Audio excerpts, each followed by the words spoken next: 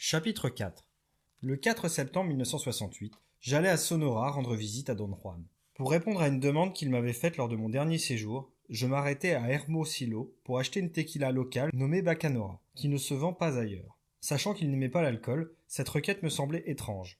Néanmoins, j'achetai 4 bouteilles que je plaçai dans une boîte parmi les autres choses que je lui amenai. « Tu as acheté 4 bouteilles? Pourquoi ?» dit-il en riant lorsque j'ouvris la boîte. « Je t'avais dit une. Je pense que tu as cru que la Bacanora était pour moi. Mais je la destine à mon petit-fils, Lucio, et tu ne vas pas lui offrir comme s'il s'agissait d'un cadeau de ta part. » 2 années plus tôt, j'avais rencontré le petit-fils de Don Juan. Il avait alors 28 ans, était très grand, plus d'1,80 m, toujours bien vêtu, mais de façon plutôt extravagante pour un Indien, vu la pauvreté de ses ressources. Alors que la plupart des Yaquis portaient des pantalons de toile kaki ou des blue jeans, un chapeau de paille et des sandales nommées garaches, qu'ils fabriquent eux-mêmes, Lucio avait une veste en cuir noir avec des décorations de perles de turquoise, un chapeau de cow-boy texan et une paire de bottes marquées à son monogramme et décorées à la main. Ce cadeau enchanta Lucio, et sur le champ il emporta les bouteilles dans sa maison, sans doute pour les ranger. Don Juan laissa échapper un commentaire négligent sur ces gens qui amassent l'alcool pour le boire lorsqu'ils sont seuls. Lucio répondit qu'il n'allait pas le garder, mais seulement le mettre de côté jusqu'à ce soir car il allait inviter ses amis à venir boire chez lui. Vers 7 heures du soir, je revins chez Lucio. La nuit était déjà tombée, et je distinguai vaguement les silhouettes de 2 personnes debout à côté d'un arbuste. Il s'agissait de Lucio et d'un de ses amis qui m'attendaient pour m'accompagner avec une lampe de poche jusqu'à la maison. Lucio vivait dans une bicoque assez légère. Elle avait environ 7 mètres de long et était montée avec des poutres de mesquite plutôt minces pour une telle portée. Elle était divisée en 2 pièces, et comme toutes les maisons yaquis, elle avait un toit de chaume plat et une ramada d'environ 3 mètres. La ramada est une sorte d'avancée tout au long d'une maison dont le toit n'est pas de chaume, mais fait d'un treillis de branches disposé de façon à fournir une ombre suffisante tout en laissant circuler la brise rafraîchissante. En rentrant, je mis en marche mon magnétophone que je laissais dans sa sacoche. Lucio me présenta à ses amis. 8 hommes. Don Juan inclus, étaient là. Assis nonchalamment au centre de la pièce dans l'éblouissante lumière d'une lampe à essence pendue à une de ses poutres du plafond. Don Juan était sur une caisse. Je m'assis en face de lui sur une épaisse poutre en forme de banc, de 2 mètres de long, clouée sur 2 supports fourchus plantés dans le sol. Don Juan avait ôté et posé son chapeau par terre. La lumière crue et blanche rendait ses courts cheveux argentés encore plus brillants que d'ordinaire. Je regardais son visage. La lumière faisait ressortir les profondes rides de son cou et de son front. Il semblait plus foncé de peau et plus âgé. Je poursuivis mon inspection en me tournant vers les autres hommes dont cette lumière d'un blanc verdâtre accentuait l'âge et la fatigue. Lucio s'adressa à la cantonade et d'une voix criarde annonça en espagnol que nous allions boire une bouteille de Bacanora que je lui avais apportée d'Hermosillo. Il passa dans l'autre pièce, revint avec une bouteille, la déboucha et me la tendit avec une timbale. Je versai un peu d'alcool et je bus. La Bacanora avait beaucoup plus de parfum et de velouté qu'une tequila ordinaire et elle était plus forte. Elle me fit tousser. Je passai la bouteille et la timbale, et chacun prit une gorgée, sauf Don Juan qui plaça la bouteille devant Lucio, le dernier à cette première tournée. Tous firent des éloges pleins d'entrain et de verve à propos du riche bouquet de cette tequila, et s'accordèrent pour conclure que cet alcool devait venir des hautes montagnes de la province de Chihuahua. La bouteille circula une seconde fois. Pour marquer leur satisfaction, ils faisaient claquer leurs lèvres, reprenaient leurs louanges et s'engagèrent dans une conversation animée sur les différences bien perceptibles entre la tequila faite autour de Guadalajara et celle-ci venue des hautes montagnes de Chihuahua. À nouveau, Don Juan ne prit rien. Je ne me versai qu'une goutte, mais les autres remplirent la timbale au passage, une 3e tournée acheva la bouteille. « Lucio, va chercher les autres bouteilles, dit Don Juan. » Lucio sembla hésiter pendant que Don Juan, d'un ton anodin, expliquait aux autres que j'avais offert 4 bouteilles à son petit-fils. Benigno, un jeune homme de l'âge de Lucio, jeta un coup d'œil vers le magnétophone que j'avais déposé derrière moi dans sa sacoche, et me demanda si j'étais un vendeur de tequila. Don Juan répondit que non, que j'étais venu à Sonora pour lui rendre visite. Carlos vient me voir pour connaître Mescalito, et je l'instruis. Tous me dévisagèrent et sourirent poliment. Barra, un bûcheron, petit homme aux traits saillants, me fixa du regard pendant un moment puis déclara que le commerçant du coin avait dit que j'étais l'espion d'une compagnie américaine qui voulait ouvrir des mines sur la terre yaqui. Tous marquèrent leur indignation devant une telle accusation, car aucun n'aimait ce commerçant mexicain, un yori comme disent les yaquis. Lucio alla chercher notre bouteille, il la déboucha, en but une bonne goulée et la passa.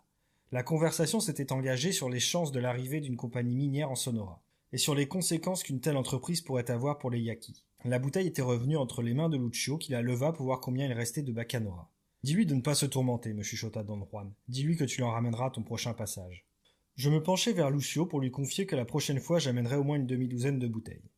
La conversation semblait s'épuiser. Don Juan se tourna vers moi et me dit à haute voix. « Pourquoi ne racontes-tu pas au gars tes rencontres avec Mescalito ? Je crois que cela sera beaucoup plus intéressant que ces bavardages à propos de ce qui pourrait se passer en Sonora si la compagnie américaine y venait un jour. » « Dis, Grandpa, Mescalito c'est le peyote ?» demanda avec curiosité Lucio.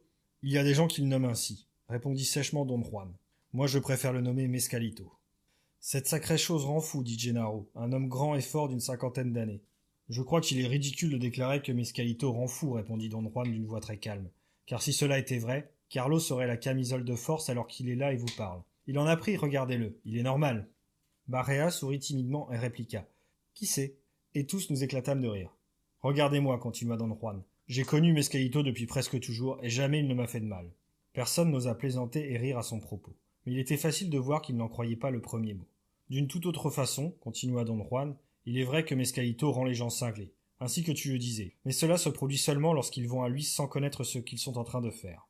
Esquerret, un homme qui paraissait aussi âgé que Don Juan, ricana doucement en dodelinant de la tête. Que voulez-vous dire par connaître, Juan demanda-t-il. La dernière fois que je vous ai vu, vous disiez la même chose.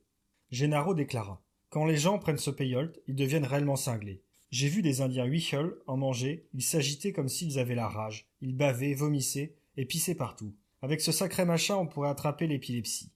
C'est ce que M. Salas, l'ingénieur du gouvernement, m'a dit. Et l'épilepsie, c'est pour la vie. C'est se conduire pire qu'un animal, ajouta dignement Barra.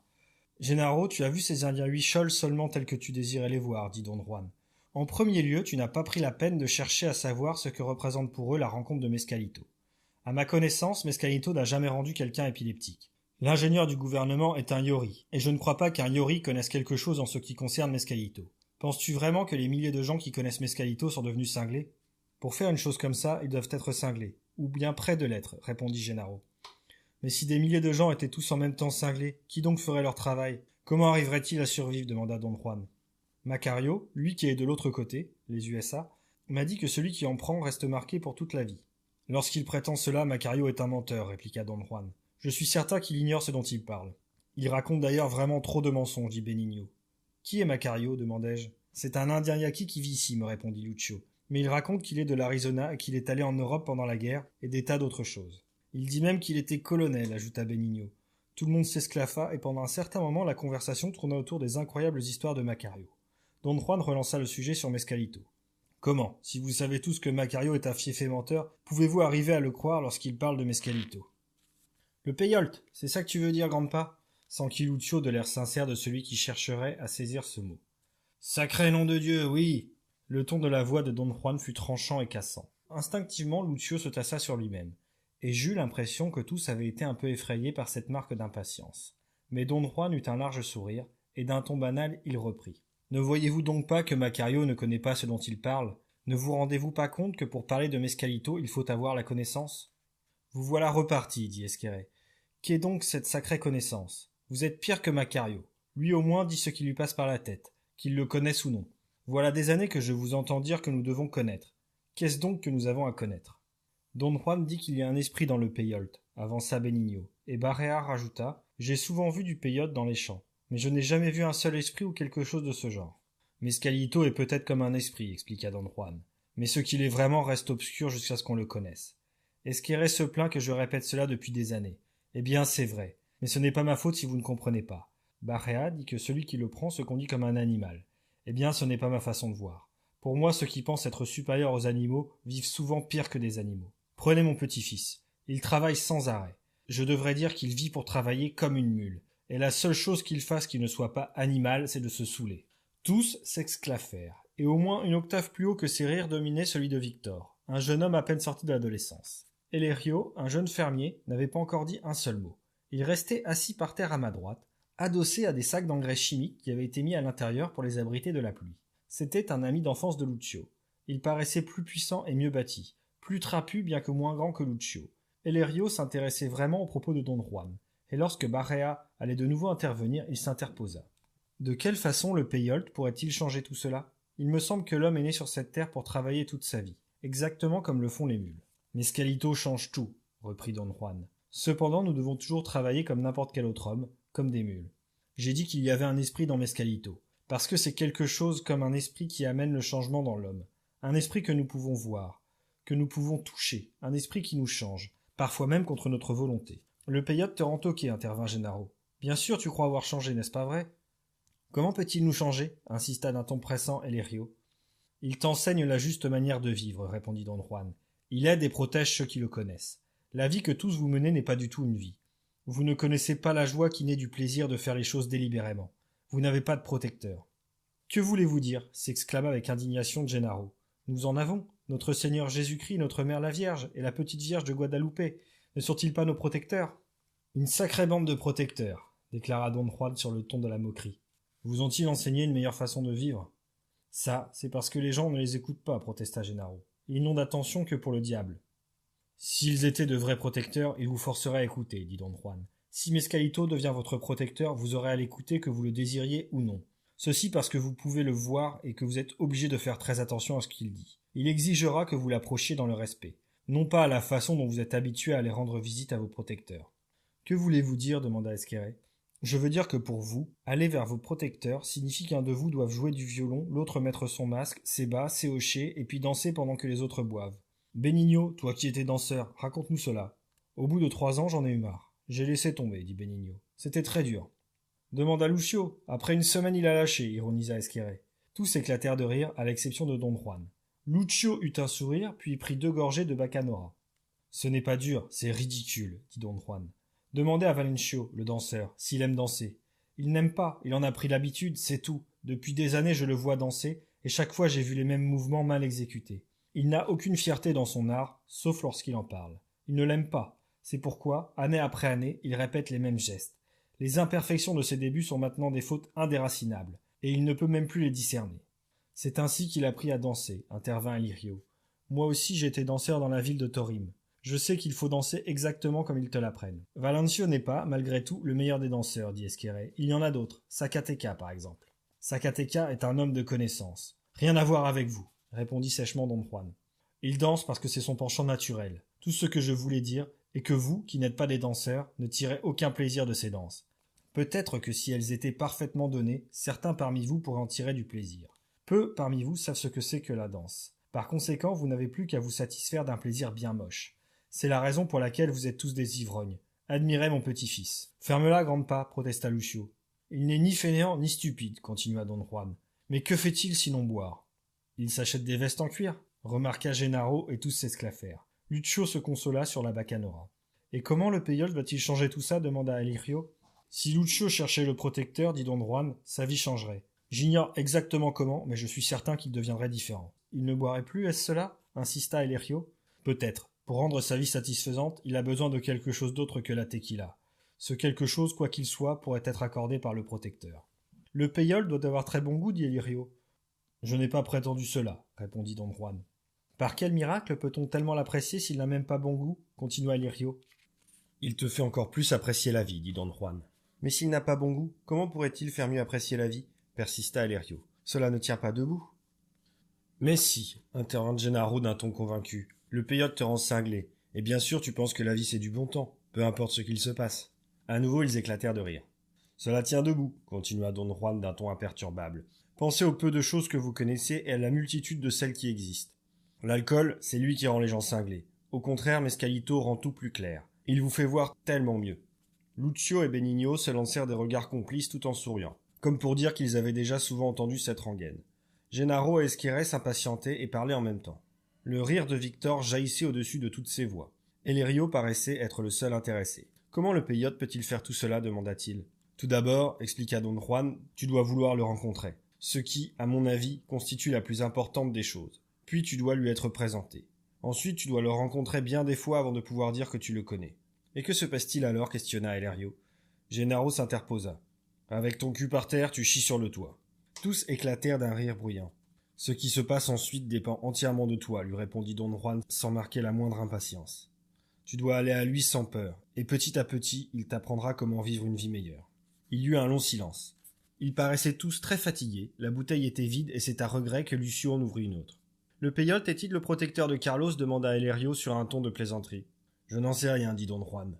Il en a pris 3 fois. Demande-lui de te raconter cela. Tous se tournèrent vers moi et Elerio me demanda. En as-tu vraiment pris? Oui, bien sûr. Don Juan avait marqué un avantage sur son auditoire. Ils étaient soit intéressés à m'entendre raconter mes expériences, soit trop polis pour me rire au nez. Ça ne t'a pas fait mal à la bouche, s'enquit Lucio? Si, et ça a très mauvais goût. Alors pourquoi en as-tu pris demanda Benigno. Je m'engageais dans une explication assez laborieuse. Je déclarai que pour un occidental, la connaissance que Don Juan avait du peyote était certainement une des plus fascinantes qui puissent se trouver. Je précisai que tout ce qui avait été dit était vrai, qu'il s'agissait d'une vérité que n'importe qui pouvait vérifier par et pour lui-même. Je m'aperçus qu'ils souriaient tous, un peu comme s'ils voulaient ainsi cacher leur mépris. L'embarras me gagna. Je me rendais parfaitement compte de la maladresse avec laquelle je m'exprimais. Je continuai à parler pendant un moment sans grande conviction, répétant simplement ce que Don Juan avait déjà dit. D'un ton réconfortant, comme pour me venir en aide, il me demanda « La première fois que tu es allé à Mescalito, cherchais-tu un protecteur ?» Je déclarai qu'à ce moment-là, j'ignorais complètement que Mescalito puisse être un protecteur, et que ce qui m'avait poussé à le prendre était plutôt la simple curiosité, le grand désir de le connaître. Don Juan déclara que mes motifs avaient été valables, et que pour cette raison Mescalito avait eu un effet bénéfique sur moi. « Mais il t'a fait vomir et pisser partout, n'est-ce pas vrai ?» insista Gennaro. Je lui répondis que cela s'était bien sûr produit, et alors, sans plus se gêner, ils éclatèrent tous de rire. J'eus l'impression qu'ils me méprisaient davantage.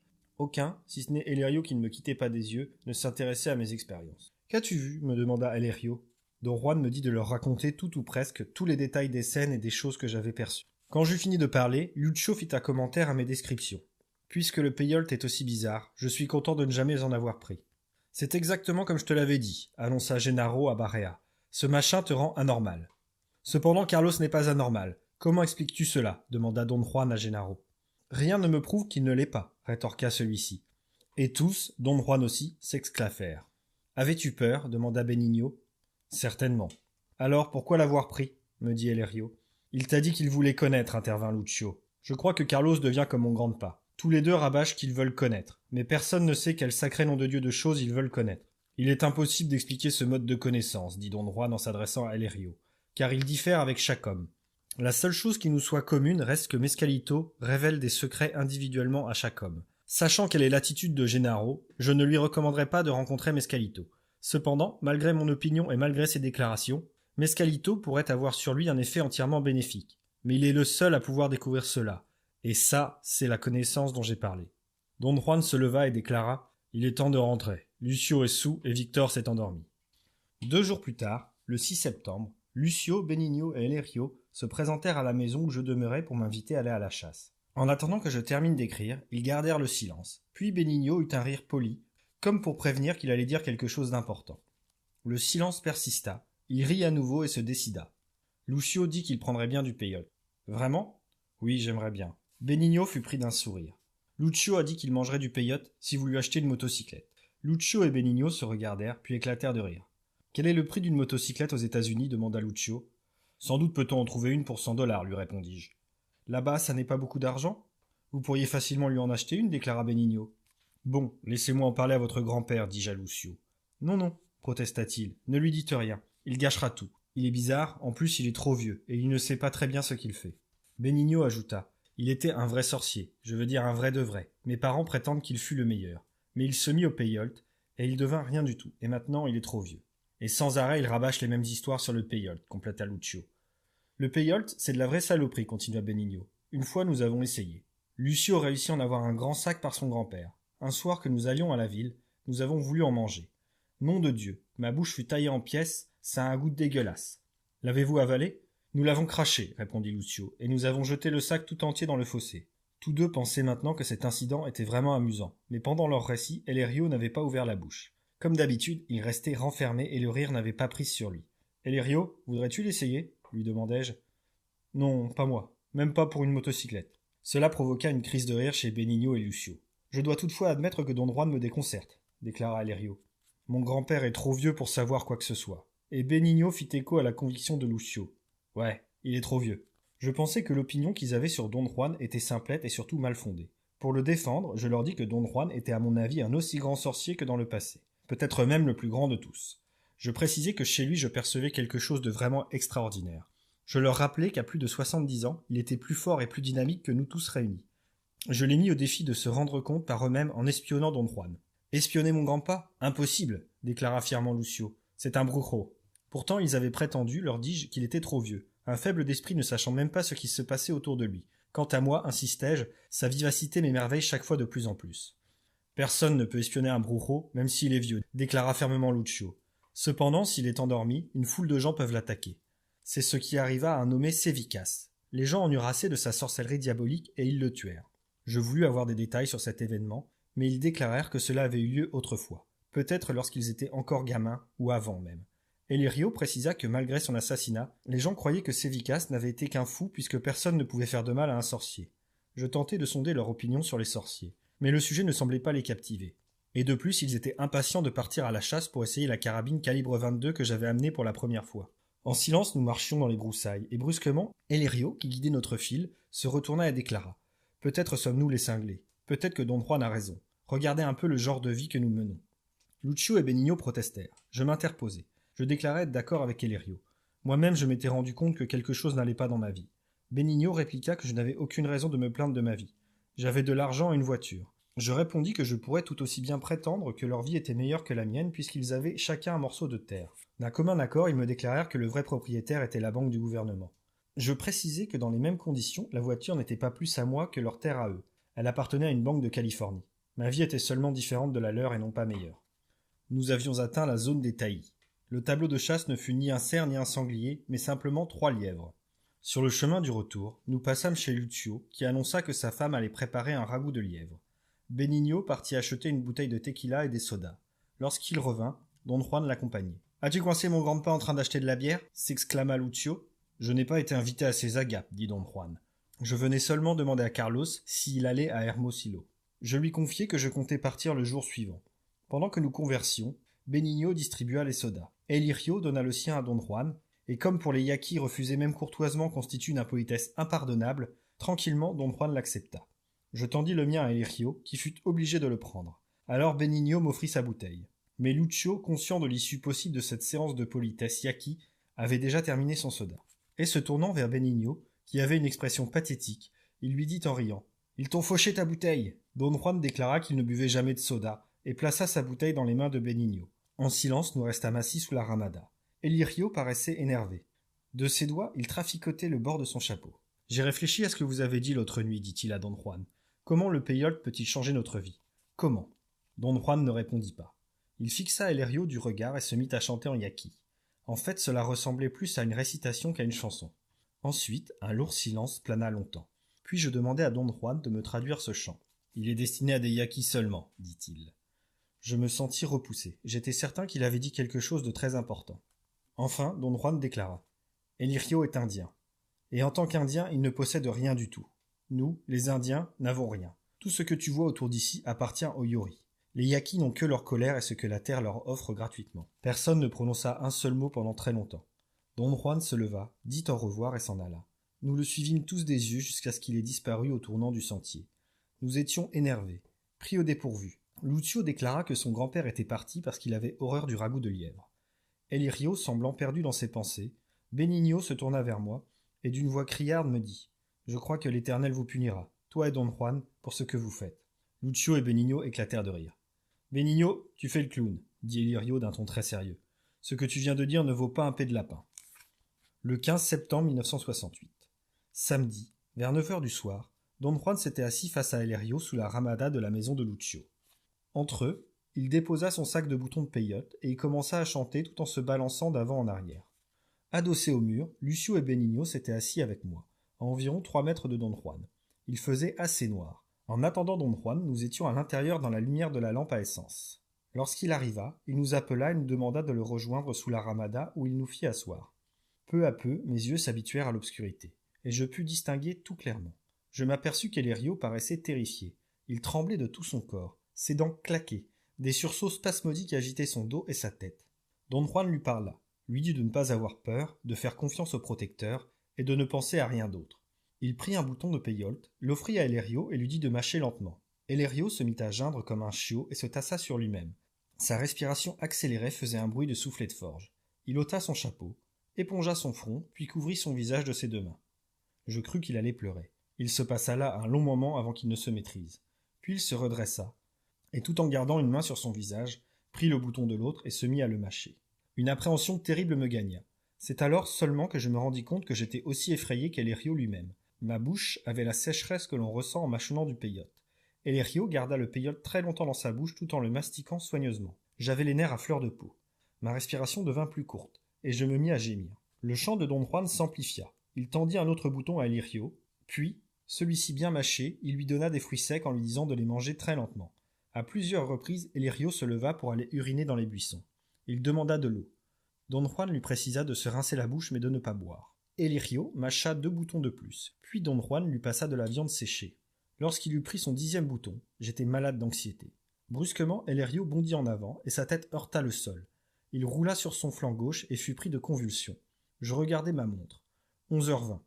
Il agita la tête, tressauta et gémit au sol pendant environ 1 heure. Face à lui, Don Juan garda la même position.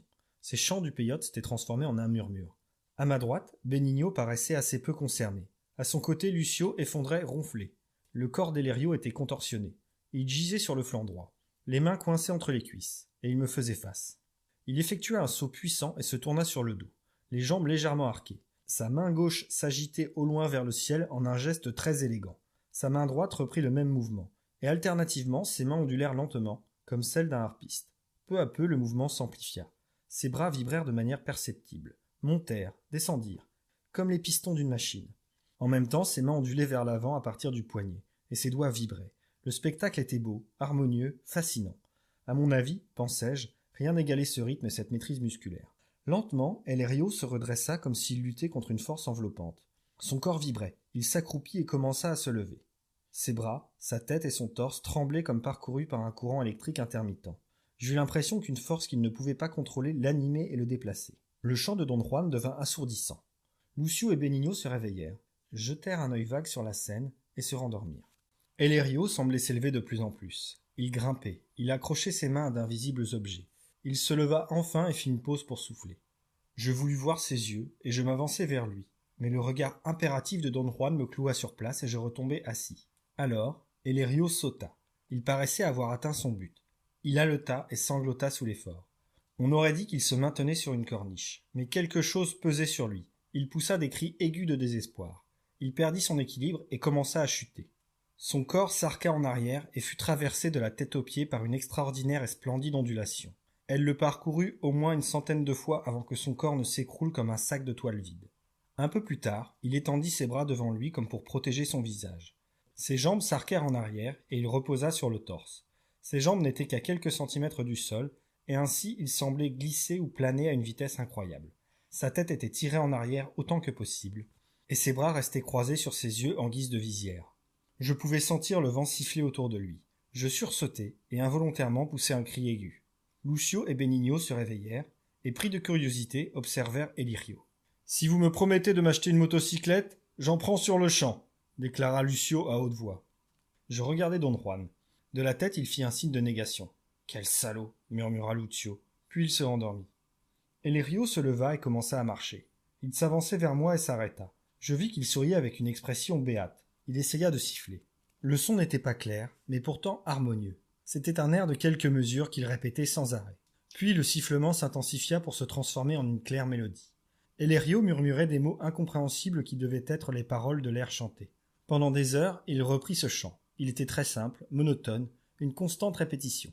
Et malgré tout, étrangement beau. Tout en chantant, Elerio semblait regarder quelque chose. À un moment donné, il s'approcha tout près de moi, et dans la demi-obscurité, je vis ses yeux. Ils étaient de verre, passés ailleurs. Il souriait et riait en sourdine. Il marcha, s'assit, marcha à nouveau, tout en grognant et en soupirant. Brusquement, quelque chose dut le pousser par derrière. Son corps s'arqua comme plié en son milieu par une force réelle. Il y eut un moment où, dressé sur ses orteils et les doigts posés au sol, Elerio faisait un cercle presque complet. À nouveau, il s'effondra doucement sur son dos. Il s'allongea, étrangement rigide. Pendant un certain temps, il pleurnicha, puis il se mit à ronfler. Don Juan le couvrit de quelques sacs de toile. Il était 5h35 du matin. Lucio et Benigno s'étaient endormis le dos au mur, épaule contre épaule. Pendant très longtemps, je restai assis silencieusement en compagnie de Don Juan. Il paraissait épuisé. Je rompis le silence pour lui poser quelques questions sur l'expérience d'Elerio. Il me répondit que celui-ci avait eu une rencontre exceptionnellement réussie avec Mescalito, qui dès la première rencontre lui avait enseigné une chanson, un fait extraordinaire. Je voulus savoir pourquoi il n'avait pas laissé Lucio prendre du péyole, même au prix d'une motocyclette. Il déclara que dans de telles conditions, Mescalito aurait tué Lucio. Puis il avoua avoir préparé toute cette séance pour convaincre son petit-fils. Il avait compté sur l'amitié qui me liait avec Lucio pour y arriver. Il déclara que Lucio l'avait toujours beaucoup préoccupé. Pendant longtemps, ils avaient vécu ensemble et étaient alors devenus très proches l'un de l'autre. Mais à l'âge de 7 ans, Lucio tomba gravement malade, et son père, catholique convaincu, fit un vœu à la Vierge de Guadalupe. Si Lucio gardait la vie, il serait envoyé dans une société de danse sacrée. Lucio guérit et fut obligé de se soumettre.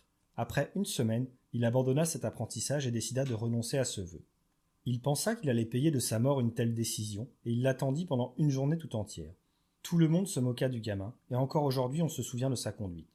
Don Juan garda le silence. Il semblait absorbé dans ses réflexions. Toute ma mise en scène était destinée à Lucio, dit-il enfin, et à sa place j'ai découvert Ellerio. Je savais que c'était inutile, mais lorsqu'on aime quelqu'un, on doit quand même insister. Agir comme s'il était impossible de refaire les hommes. Enfant, Lucio avait beaucoup de courage. Il l'a perdu en chemin. Don Juan, ne pourriez-vous pas l'ensorceler ? L'ensorceler ? Pourquoi donc ? Pour qu'il change et retrouve son courage ? On n'ensorcelle pas pour le courage. Le courage est quelque chose de personnel. On ensorcelle seulement pour désarmer les gens, pour les rendre malades, ou sourds. Pour faire des guerriers, tu ne peux pas ensorceler. Pour être guerrier, il faut avoir une clarté de cristal, comme Ellerio. Voilà un homme de courage. Paisiblement, Ellerio ronflait sous les sacs de toile. La lumière du jour était déjà là. Dans le ciel parfaitement bleu, il n'y avait pas un seul nuage. Je donnerais n'importe quoi pour connaître le périple d'Ellerio, dis-je. Puis-je lui demander de raconter son expérience ? Quelles que soient les circonstances, tu ne devras en aucun cas lui demander. Pourquoi donc ? Je vous raconte bien les miennes. C'est différent. Tu n'es pas de ceux qui gardent les choses pour eux. Ellerio est un Indien. Son périple est maintenant tout ce qu'il possède. Vraiment, j'aurais bien voulu que ce soit Lucio. N'y a-t-il donc rien que vous puissiez faire ? Non, malheureusement on ne peut pas faire des os pour une méduse. C'était une folie de ma part. Le soleil sortit au-dessus des montagnes. Sa lumière irrita mes yeux fatigués. Maintes et maintes fois, Don Juan, vous m'avez dit qu'un sorcier ne pouvait pas se permettre de faire des folies. Jamais je n'aurais cru que cela puisse vous arriver. Il me jeta un regard perçant. Il se leva, regarda Ellerio, puis Lucio, et ensuite mit son chapeau. Il est possible d'insister judicieusement, même lorsque l'on pense que c'est inutile, dit-il tout en souriant. Mais d'abord, nous devons savoir que tous nos actes sont inutiles, et que malgré tout, nous devons faire comme si nous ne le savions pas. C'est ça la folie contrôlée du sorcier. Chapitre 5. Le 3 octobre 1968, je revins chez Don Juan dans le seul but de lui demander des éclaircissements sur la nuit de l'initiation d'Ellerio. En relisant mon récit décrivant ce qui avait eu lieu, un flot presque ininterrompu de questions avait surgi. Comme je désirais des explications très précises, j'établis d'avance une liste de questions en choisissant soigneusement les mots les plus appropriés pour les formuler. Je commençai par lui demander. « Cette nuit-là, Don Juan, ai-je vu ?»« Presque. »« Avez-vous vu que je pouvais voir les mouvements d'Ellerio ?»« Oui, j'ai vu que Mescalito t'avait permis de voir une partie de la leçon d'Ellerio. Sinon tu n'aurais regardé qu'un homme assis et parfois couché devant toi. Au cours du dernier mitote, as-tu découvert si les participants faisaient quelque chose de particulier ? Je ne crois pas. Pendant le dernier mitote, je n'avais observé chez les participants rien d'anormal, et j'avais simplement noté que certains d'entre eux étaient allés dans les buissons plus souvent que d'autres. Cependant, tu as vu presque l'entière leçon donnée à Ellerio. Pense à cela. Comprends-tu maintenant combien Mescalito est généreux avec toi ? À ma connaissance, il n'a jamais été aussi gentil avec quelqu'un d'autre. Jamais. Et malgré tout, tu n'as pas la moindre considération pour sa générosité. Comment peux-tu lui tourner le dos aussi carrément ? Peut-être faut-il que je dise, en échange de quoi tournes-tu le dos à Mescalito ? J'eus l'impression qu'une fois de plus, Don Juan me mettait le dos au mur. Je n'avais pas de réponse à sa question. J'avais toujours pensé que mon abandon de l'apprentissage avait servi à me sauver. Et cependant, j'ignorais à quoi j'avais ainsi échappé ou pourquoi je m'étais sauvé. En tout cas, j'avais le désir de changer au plus vite de sujet de conversation. Et dans ce but, je décidai de ne pas poursuivre ma série de questions si soigneusement préparées pour directement aborder ma demande la plus délicate. Pourriez-vous me parler un peu de votre folie contrôlée ? Que veux-tu donc savoir à ce propos ? Don Juan, je vous prie, qu'est-ce que la folie contrôlée ? Il pouffa de rire et fit claquer la paume de sa main sur sa cuisse. Voilà, c'est de la folie contrôlée, s'exclama-t-il en riant et en frappant à nouveau sa cuisse. Que voulez-vous dire ? Je suis heureux qu'après tant d'années tu me questionnes enfin sur ma folie contrôlée. Et cependant, si tu ne l'avais pas fait, cela n'aurait eu aucune importance. Mais j'ai choisi de me tenir heureux comme si j'y tenais, comme s'il importait que je sois concerné. Ça, c'est de la folie contrôlée. Nous éclatâmes de rire. Je le serrai dans mes bras. Son explication m'enchantait, bien que je n'eusse pu prétendre l'avoir bien comprise. Comme d'habitude, nous étions assis devant la porte de sa maison. C'était la mi-matin, et Don Juan triait un tas de graines placées devant lui.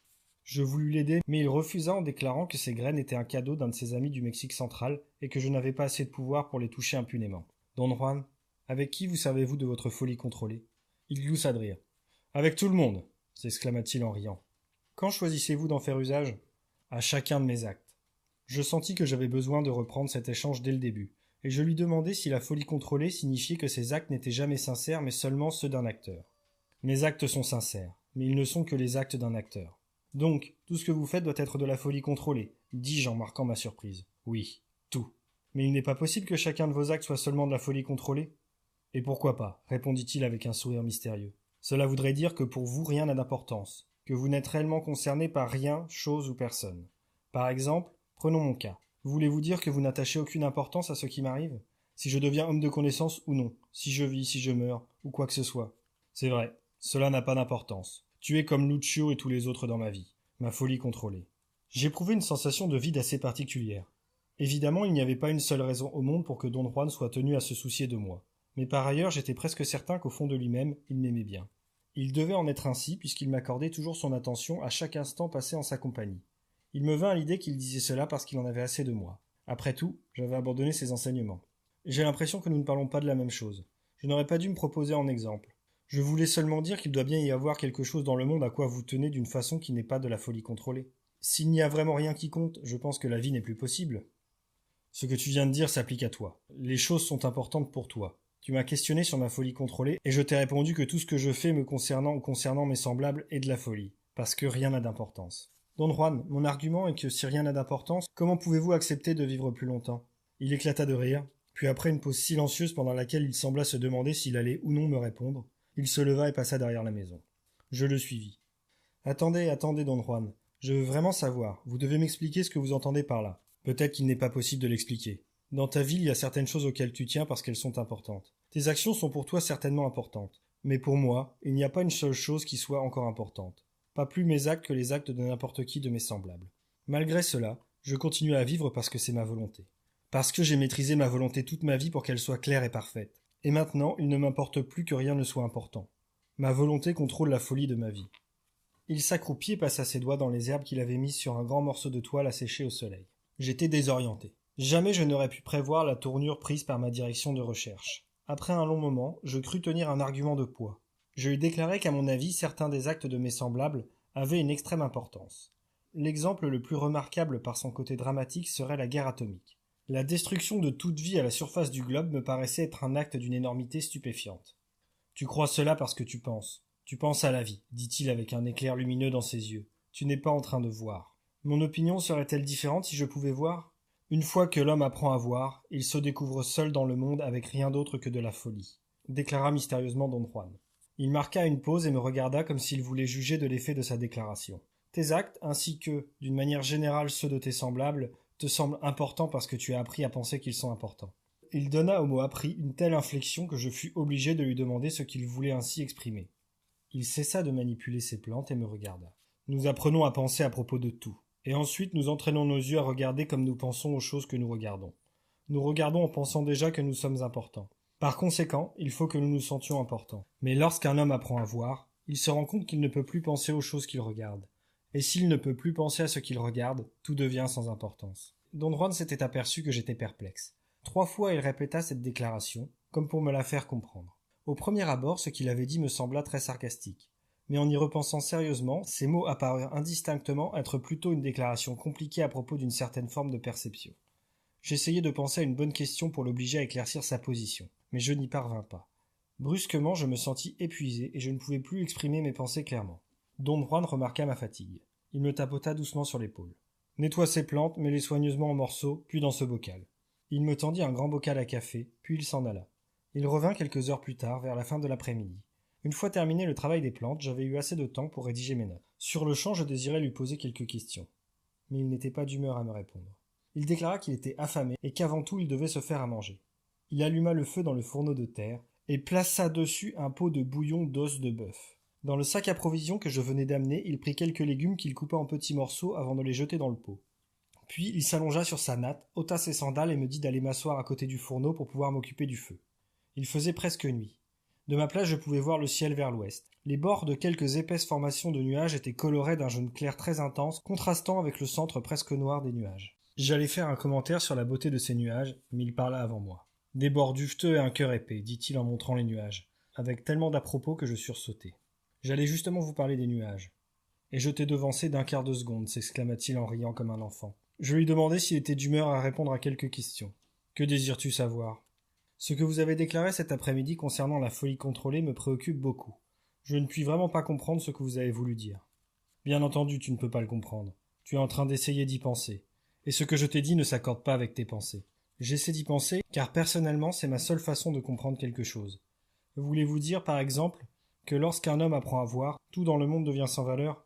Je n'ai pas dit sans valeur, j'ai dit sans importance. Tout devient égal, donc sans importance. Par exemple, en aucun cas je ne pourrais dire que mes actes sont plus importants que les tiens. Aucune chose est plus indispensable qu'une autre. Par conséquent, toutes les choses sont égales, et étant égales, elles sont sans importance. Je lui demandai si, par là, il voulait dire que ce qu'il avait désigné par voir constituait une meilleure façon de voir que le simple fait de regarder les choses. Il déclara que les yeux humains pouvaient posséder ces deux facultés, mais que l'une n'était pas meilleure que l'autre. Cependant, entraîner les yeux seulement à regarder était, à son avis, une perte inutile. Par exemple, pour rire, nous avons besoin de regarder avec nos yeux, parce que nous ne pouvons saisir le côté amusant du monde qu'en regardant les choses. D'autre part, quand les yeux voient, tout est tellement égal que rien n'est amusant. Voulez-vous dire qu'un homme qui voit ne peut plus rire? Pendant un moment, il garda le silence. Il y a peut-être des hommes de connaissance qui ne rient jamais. Cependant, je n'en connais aucun. Ceux que je connais peuvent voir et aussi regarder, donc rire. Un homme de connaissance peut-il aussi pleurer? Je pense que oui. Nos yeux regardent pour que nous puissions rire, pleurer, nous réjouir, être triste ou heureux. Personnellement, je n'aime pas être triste.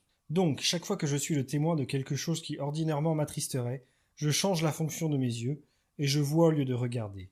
Mais si je rencontre quelque chose d'amusant, je regarde et je ris. Mais alors votre rire est réel et non pas de la folie contrôlée? Don Juan me regarda pendant assez longtemps. Je te parle parce que tu me fais rire. Tu me fais penser à ces rats du désert à la queue touffue qui, lorsqu'ils placent leur queue dans les trous pour essayer d'effrayer d'autres rats et ainsi voler leur nourriture, se font prendre. Toi aussi tu te laisses prendre à tes propres questions. Parfois, en voulant se libérer, ces rats s'arrachent la queue. C'était une comparaison amusante. Un jour dans le désert, Don Juan m'avait montré ces petits rongeurs à la queue touffue qui ressemblent à des écureuils bien gras. Imaginez un de ces rats joufflus se libérant d'un coup sec et ainsi arrachant sa queue était assez triste, mais en même temps d'un comique morbide. Mon rire, comme tout ce que je fais, est réel, dit-il. Mais il s'agit aussi de folie contrôlée parce qu'il est inutile. Il ne change rien, et cependant je ris toujours. Mais, Don Juan, à mon avis, votre rire n'est pas inutile, il vous rend heureux. Non. Je suis heureux parce que je choisis de regarder les choses qui me rendent heureux, et alors mes yeux saisissent leur côté amusant, ce qui me fait rire. Je t'ai déjà dit cela maintes fois. On doit toujours choisir le chemin qui a du cœur de manière à être toujours au mieux de soi-même, peut-être pour pouvoir toujours rire. J'interprétai ce qu'il venait de dire comme impliquant que les pleurs ne valaient pas le rire, qu'ils étaient à tout le moins débilitants. Il affirma qu'il n'y avait aucune différence intrinsèque entre ces états, que tous deux étaient sans importance. Toutefois, sa préférence allait au rire, car le rire était meilleur pour lui que les pleurs. J'insinuai que dès qu'on introduit une préférence, il n'y a plus d'égalité. S'il préférait rire à pleurer, rire était certainement plus important. Avec obstination, il maintint que la préférence n'impliquait pas d'inégalité. Et avec insistance, j'avançai que notre argument pourrait logiquement s'élargir jusqu'à dire que si toutes les choses étaient égales, pourquoi ne pas choisir la mort? Beaucoup d'hommes de connaissance font un tel choix. Un jour, ils peuvent simplement disparaître. Les gens pensent qu'ils sont tombés dans une embuscade et qu'on les a tués. En fait, ils choisissent de mourir parce que pour eux, cela n'a pas d'importance. D'un autre côté, j'ai choisi de vivre, de rire, non pas parce que cela a de l'importance, mais parce qu'un tel choix s'accorde avec mon penchant naturel. La raison pour laquelle je dis que j'ai choisi provient du fait que je vois, ce qui ne signifie pas que j'ai choisi de vivre. Ma volonté me fait continuer à vivre malgré tout ce que je pourrais voir. Tu ne comprends pas maintenant à cause de ton habitude de penser comme tu regardes et de penser comme tu penses. Cette déclaration m'intrigua à l'extrême. Je lui demandai de m'expliquer ce point. À plusieurs reprises, il répéta la même séquence de phrases, comme s'il voulait se donner le temps de la reconstruire avec des mots différents. Puis il exposa sa position en disant que par pensée, il signifiait l'idée constante que nous avons de toute chose dans le monde. Il déclara que voir chassait cette habitude, et que jusqu'à ce que j'apprenne à voir, je ne pourrais vraiment pas comprendre ce qu'il voulait ainsi exprimer. Don Juan, si rien n'a d'importance, pourquoi importe-t-il que j'apprenne à voir? Une fois déjà, je t'ai dit que notre condition d'homme implique qu'il faut que nous apprenions pour le meilleur ou pour le pire.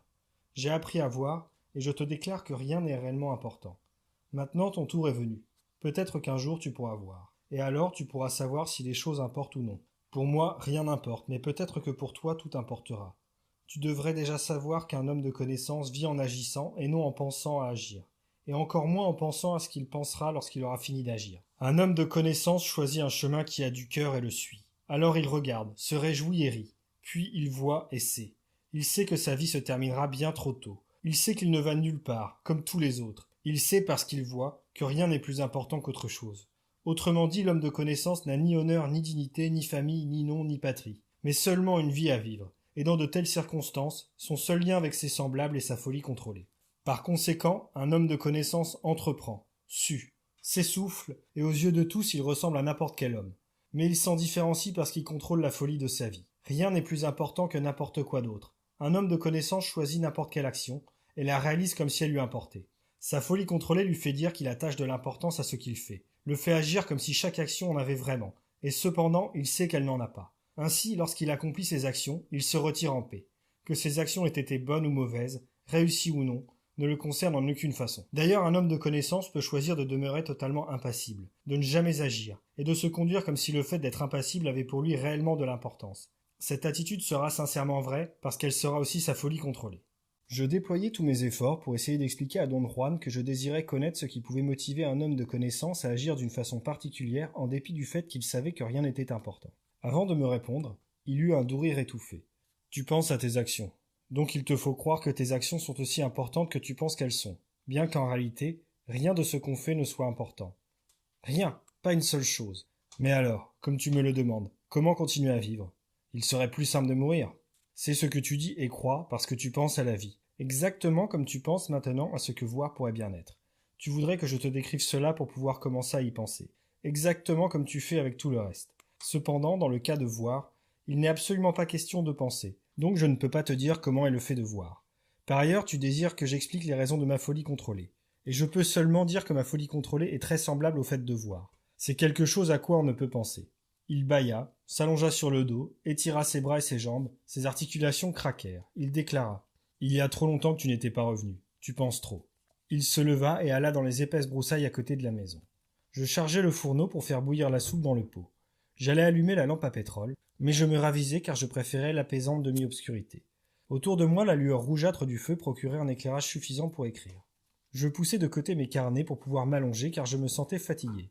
De l'ensemble de notre conversation, le seul point saillant me semblait être le fait qu'il ne tenait pas à moi, et cela me préoccupait énormément. Pendant toutes ces années, je lui avais fait entièrement confiance, et sans cette confiance, j'aurais été figé de peur à l'idée d'apprendre sa connaissance. À la base de cette confiance résidait la certitude qu'il tenait à moi. En vérité, il m'avait toujours effrayé, mais j'arrivais à maîtriser cette frayeur parce que j'avais confiance en lui. Lorsqu'il l'a remis en question, je n'avais rien à quoi me raccrocher, et je me sentis désemparé. Une anxiété étrange me gagna, une agitation extrême m'envahit. Je déambulais devant le feu. Don Juan prenait son temps. Je l'attendais avec impatience. Quelques instants plus tard, il arriva et il reprit sa place devant le feu. Je lui fis part de mes craintes. Je lui confiai mon inquiétude née de mon incapacité de changer de direction au milieu du courant. Je lui dis que j'avais appris, en plus de cette confiance que je lui faisais, à respecter et à considérer son mode de vie comme intrinsèquement plus rationnel, ou tout au moins plus pratique que le mien. Mais ces déclarations avaient créé en moi un terrible conflit, car elles impliquaient qu'il me fallait changer mes sentiments. Pour illustrer ce conflit, je racontai à Don Juan l'histoire d'un vieil homme appartenant à mon milieu de culture occidentale. Un homme riche, un avocat aux idées traditionnelles qui pendant toute sa vie fut persuadé qu'il détenait la vérité. Au début des années 30, il se trouva engagé avec la création du New Deal, dans le drame politique de cette époque. Il était absolument certain que ce changement serait néfaste au pays, et par fidélité à son mode de vie aussi bien qu'à cause de sa conviction d'avoir raison, il fit le vœu de combattre ce qu'il pensait être une politique diabolique. Pendant 10 ans, aussi bien sur la scène politique que dans sa vie personnelle, il se consacra à ce combat. La Seconde Guerre mondiale acheva de ruiner ses efforts. Ce fiasco politique et idéologique suscita en lui-même une profonde amertume. Et pendant 25 ans, il s'exila. Il revint dans sa ville natale pour y passer ses dernières années. Et lorsque je le rencontrai, il avait 84 ans. Vu la manière dont il avait gaspillé sa vie en amertume et en regret, il me semblait inconcevable qu'il eût pu vivre aussi longtemps. Il appréciait ma compagnie, et nous avions de longues conversations. La dernière fois que je le vis, il me déclara « J'ai eu tout le temps d'éplucher et de disséquer ma vie. Les débats de mon époque ne sont aujourd'hui que des faits historiques, et non des plus intéressants. Peut-être ai-je gaspillé des années de ma vie à poursuivre quelque chose qui n'a jamais existé. Dernièrement, j'ai eu l'impression que j'avais cru en une chose grotesque. Elle ne valait absolument pas toute ma peine.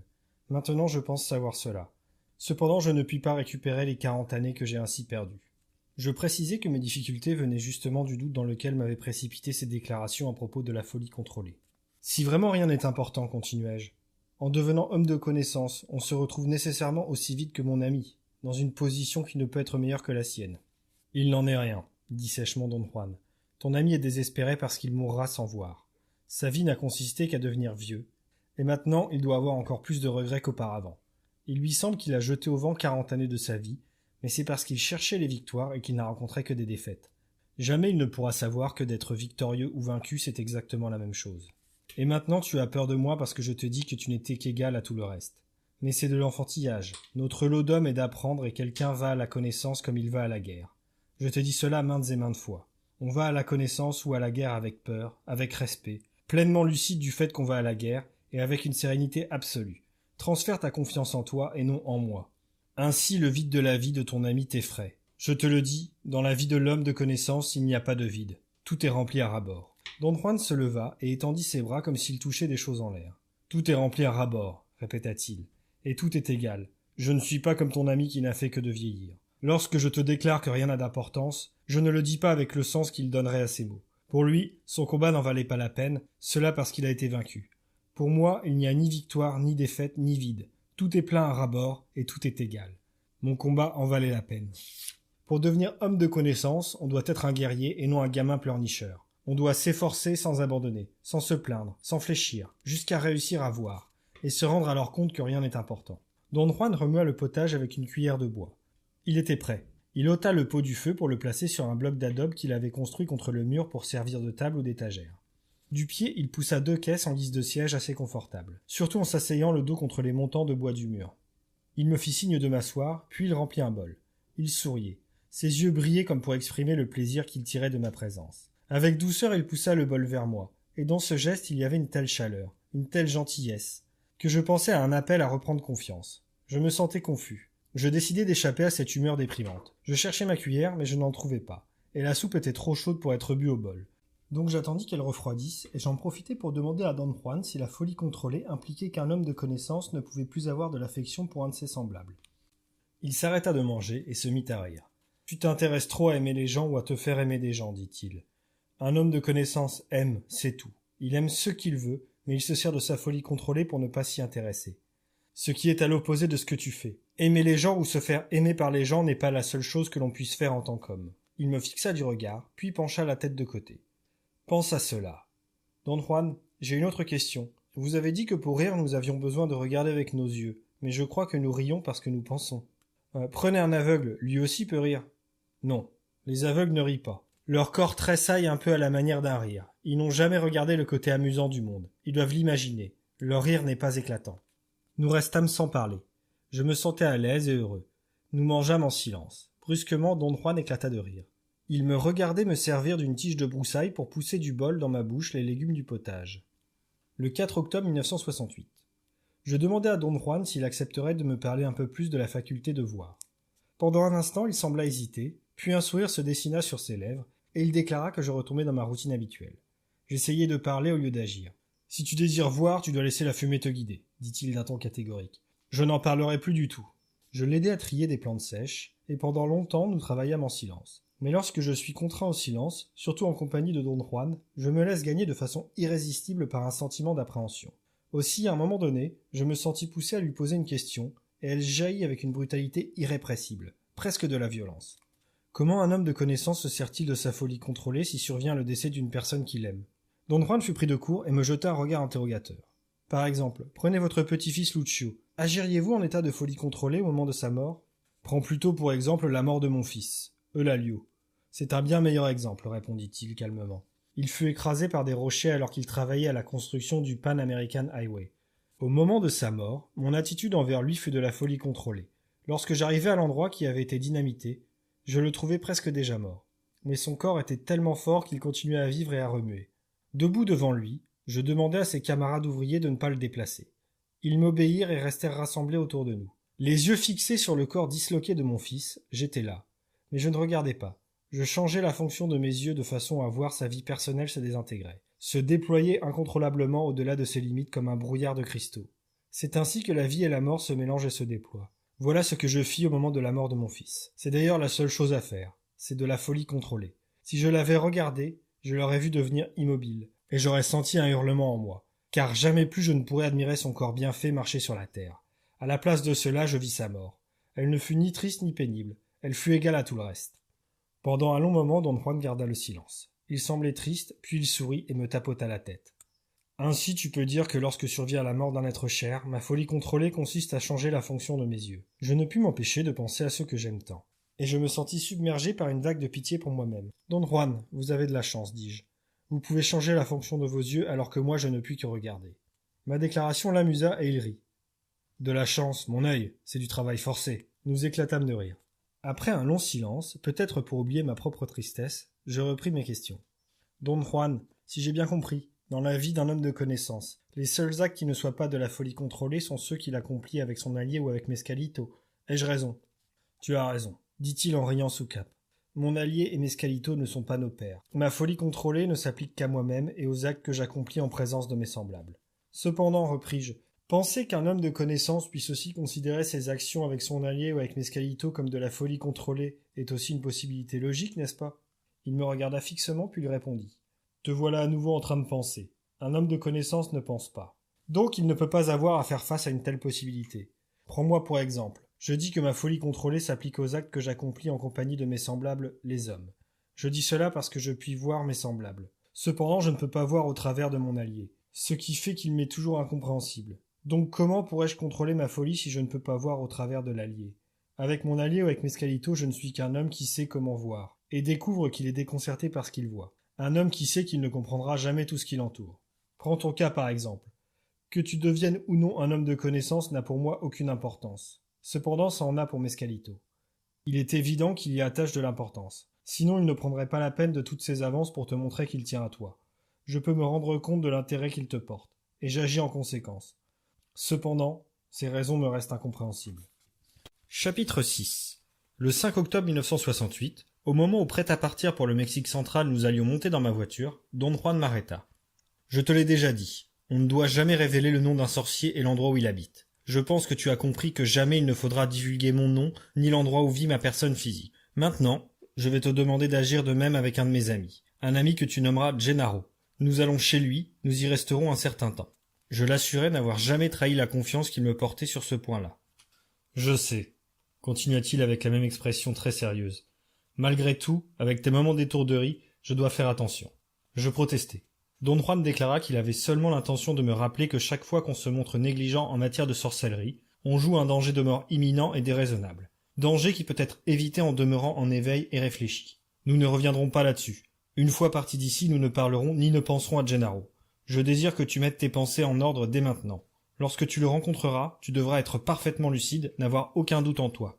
De quel doute voulez-vous parler? Toutes sortes de doutes, quels qu'ils soient. Quand tu le rencontreras, tu dois avoir la limpidité du cristal. Il pourra te voir. Ces avertissements plutôt inattendus suscitèrent ma crainte. Je suggérai qu'il serait peut-être préférable que je ne rencontre pas son ami. Je me proposais de le conduire à proximité de sa maison et de le laisser y aller seul. Je t'ai dit cela par mesure de précaution seulement. Tu as déjà rencontré un sorcier, Vicente, et il t'a presque tué. Cette fois-ci, fais attention. Arrivé au Mexique central, de l'endroit où nous quittâmes la voiture, il nous fallut 2 jours de marche pour monter à la maison de son ami. Une petite cabane perchée au flanc d'une montagne.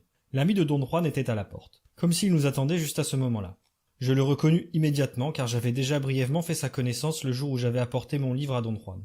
Mais alors je n'avais pas pris le temps de le regarder, et j'étais resté sur l'impression qu'il devait avoir à peu près le même âge que Don Juan. Sans aucun doute, à la porte de sa maison, il paraissait bien plus jeune, peut-être autour de la 60aine. Il était plus petit et plus mince, très foncé de peau. Ses cheveux un peu longs, épais et grisonnants couvraient ses oreilles et descendaient sur son front. Il avait un corps sec et musclé, un visage rond et plein avec un nez proéminent et de petits yeux noirs qui le faisaient ressembler à un oiseau de proie. Il s'adressa à Don Juan qui hochait affirmativement la tête, puis ils parlèrent pendant un moment. Il parlait une langue indienne que je ne comprenais pas. Enfin, Don Gennaro se tourna vers moi et d'un ton humble, comme en s'excusant, il déclara en espagnol. « Tu es le bienvenu dans ma modeste petite cabane. » J'avais parfois entendu cette formule de politesse dans quelques régions reculées du Mexique, mais comme en disant cela il riait sans raison valable, je sus qu'il exerçait sa folie contrôlée. Que sa maison soit une cabane ne lui importait nullement. Déjà je sentais que j'aimais Don Gennaro. Pendant les 2 jours suivants, nous allâmes dans les montagnes récolter des plantes, et chaque jour nous partions à la première lueur du matin. Les vieillards se rendaient dans un lieu particulier de ces montagnes qu'ils ne me révélèrent pas. Pendant ce temps-là, ils me laissaient dans une zone boisée où je me sentais parfaitement à l'aise, libre de toute appréhension, même dans cette solitude. Le temps passait sans que je ne m'en rende compte. Pendant ces 2 jours, je vivais l'extraordinaire expérience de me concentrer sur la tâche délicate de découvrir les plantes que Don Juan m'avait demandé de cueillir. Tard dans l'après-midi, nous revenions chez Don Gennaro, et j'étais tellement fatigué que je m'endormais sur le champ. Le 3e jour se déroula différemment. Nous travaillâmes ensemble, et à la demande de Don Juan, Don Gennaro m'enseigna la cueillette de certaines plantes. Vers midi, nous étions de retour. Pendant des heures, tous deux restèrent assis devant la maison, observèrent un silence parfait, comme s'ils étaient en état de transe. Cependant, ils n'étaient pas endormis, car à plusieurs reprises je passais devant eux et ils suivirent mon déplacement du mouvement de leurs yeux. « Avant de les cueillir, tu dois parler aux plantes », déclara brusquement Don Juan. Il laissait les mots filer d'une façon habituelle, mais comme pour retenir mon attention, il répéta cela 3 fois. Jusqu'à ce moment-là, pas un seul de nous n'avait dit un mot. Pour voir les plantes, tu dois leur parler personnellement.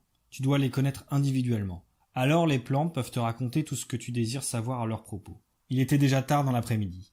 Don Juan restait assis sur un rocher plat face aux montagnes de l'ouest, et Don Gennaro, assis à côté de lui sur une natte de paille, faisait face au nord. Le premier jour, Don Juan m'avait indiqué que telles étaient leurs places, et qu'il fallait que je m'assoie par terre n'importe où ou en face de l'un d'eux, mais qu'à cette place je devais toujours avoir le visage tourné vers le sud-est, et seulement de temps à autre leur jeter un rapide coup d'œil pour les regarder. Oui, c'est comme ça avec les plantes, n'est-ce pas vrai? Continua Don Juan en se tournant vers Don Gennaro qui répondit d'un geste affirmatif. Je déclarai que je n'avais pas suivi ses instructions parce que je me sentais assez ridicule lorsque je parlais aux plantes. Tu n'arrives pas à comprendre qu'un sorcier ne plaisante pas. Quand un sorcier essaie de voir, il essaie de gagner de la puissance, me dit-il d'un ton sévère.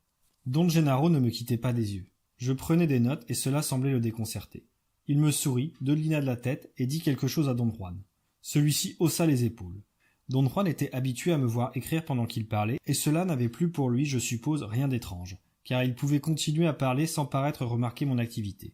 Mais pour Don Gennaro, cela devait être surprenant car il continuait à rire. Et pour ne pas perturber l'humeur paisible de cette conversation, je dus cesser d'écrire. Une fois de plus, Don Juan affirma qu'il ne fallait jamais plaisanter avec les actes d'un sorcier parce qu'il s'agit en permanence du jeu où la mort est à chaque tournant. Il raconta à Don Gennaro comment j'avais une nuit aperçu les lumières de la mort me poursuivant. Ce récit l'amusa sans aucun doute car il se roula par terre en riant. Don Juan s'excusa et précisa que son ami avait des accès de rire plutôt explosifs. Je me tournai à nouveau vers Don Gennaro, que je pensais toujours être en train de se rouler au sol, mais je découvris avec stupéfaction qu'il accomplissait quelque chose d'extrêmement inhabituel.